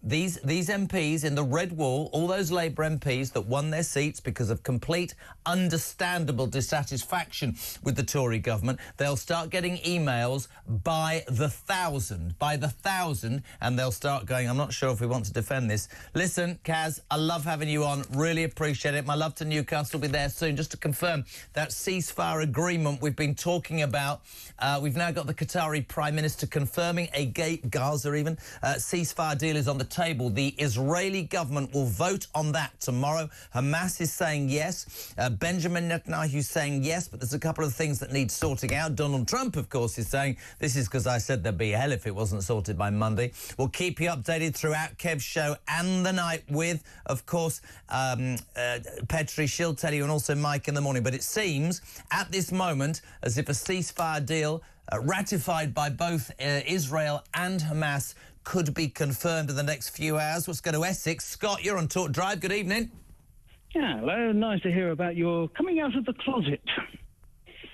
Oh, yes, sorry. Yes, sorry. Just call me Michelle. I'm one of those old-fashioned women, you know, that used to have a womb. Right, crack on. What you got? Yeah. It's an interesting situation because I've only finally found out the reason why Keir Starmer and a lot of the loony left goes on about the far right. Right. Basically, something in France or Spain or somewhere else, they were sorting out their governments and they said, do you want the authoritarian of the Crown leading you sat to the right of the phone. If you wanted the people to vote, you sat to the left of the phone. Wow. That's the reason why we have the left and the right. It has nothing to do with socialism or capitalism. You're not a Starmer fan, are you? Oh, no, because this is where it gets interesting. 'Cause it means Starmer, leader of the Socialist Labour Party, is far right because he's authoritarian, while the Conservatives is therefore left-wing because it's for the people, because it listens to actually what the people Is it want. rude to just say, I think he's a pillock? No, I'm sure we can come up with a lot more descriptive and thoroughly colourful language to describe What do you him. make of him, genuinely, in a couple of sentences? What do you make of the last 6 months? It's a joke, isn't He it? should be held accountable for every far-right accusation that he's ever made. I love it. He is the epitome of the far-right that he despises so much. Love you being on. Thank you, Scott in Essex. We'll head to West London. Kirsten, is that right? Yes, hi, Jeremy. How are you?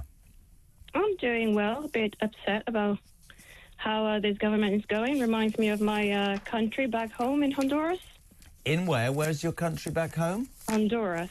Honduras. And what's your view then of Starmer? Going down the same route? Terrible. I mean, I used to be what they call liberals, which is the equivalent to Labour in this country.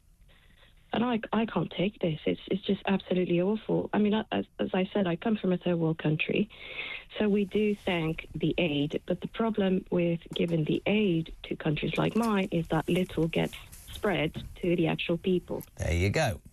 I used to work at 2 development banks in DC. The money, 75% of the money for one of them comes from the American government. And a lot of it goes into paying ridiculous wages. When I say ridiculous wages, a friend of mine who was a full-time staff position, a secretary basically, 10 years ago, her wages were £75,000. 10 years ago? 10 years ago, tax-free. So that's where the money that comes from first world countries goes into. Amazing. Listen, I love having brought you people on. You make me laugh. One more call. Sheffield, Jason, you've got 1 minute. What's happening? Yeah, no worries. I'm on about the Gaza ceasefire. Yes, mate. Crack on. Yeah, I'll crack on. It's I can give you a quick breakdown of what's going to happen. What's going to happen, Jason, in Sheffield? There'll be a ceasefire. We'll return the... I think Chris Parry's right. I think half of them are probably dead. There'll be a ceasefire. We'll return the living hostages. The rest of them are probably dead, sadly. Yes. Very sadly. Yes. And then after that, there'll be a few more bombs chucked into Israel and it'll all start off again. So how's that one?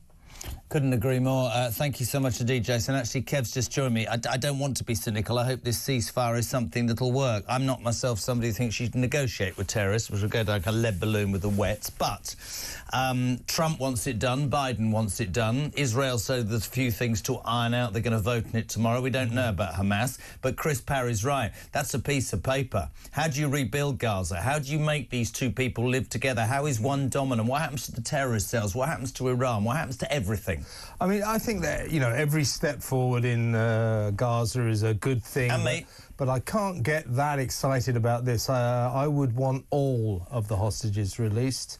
I wonder how many I would want dead, more than though. a ceasefire. I would want a peace deal. Yeah. Don't forget, the Israeli parliament's got to vote on this tomorrow. Yeah, and it's a ceasefire. You're dead right. It's not a peace deal, it's a ceasefire. We've had ceasefires before, so I don't want to be pessimistic. Yeah. This is clearly a step forward, and I think it's something to do with Trump saying, look, if there isn't a deal when I come in next week, all hell's going to be broken. Right, we've only got half a minute. What you got coming up on the show? The acknowledgement that West Ham are a better team than Fulham because we beat you last night. Anything to say? Because you've been sticking your middle finger up at me for the last hour and a half. Yeah, no comment. No comment. Loser. Managerial bounce. Managerial bounce. You were lucky. It was 3-2 and you scored 5 goals. I'm not going to get to say what's on my show, are we? Yeah, you have. You got we're going to start off with the sinister secrecy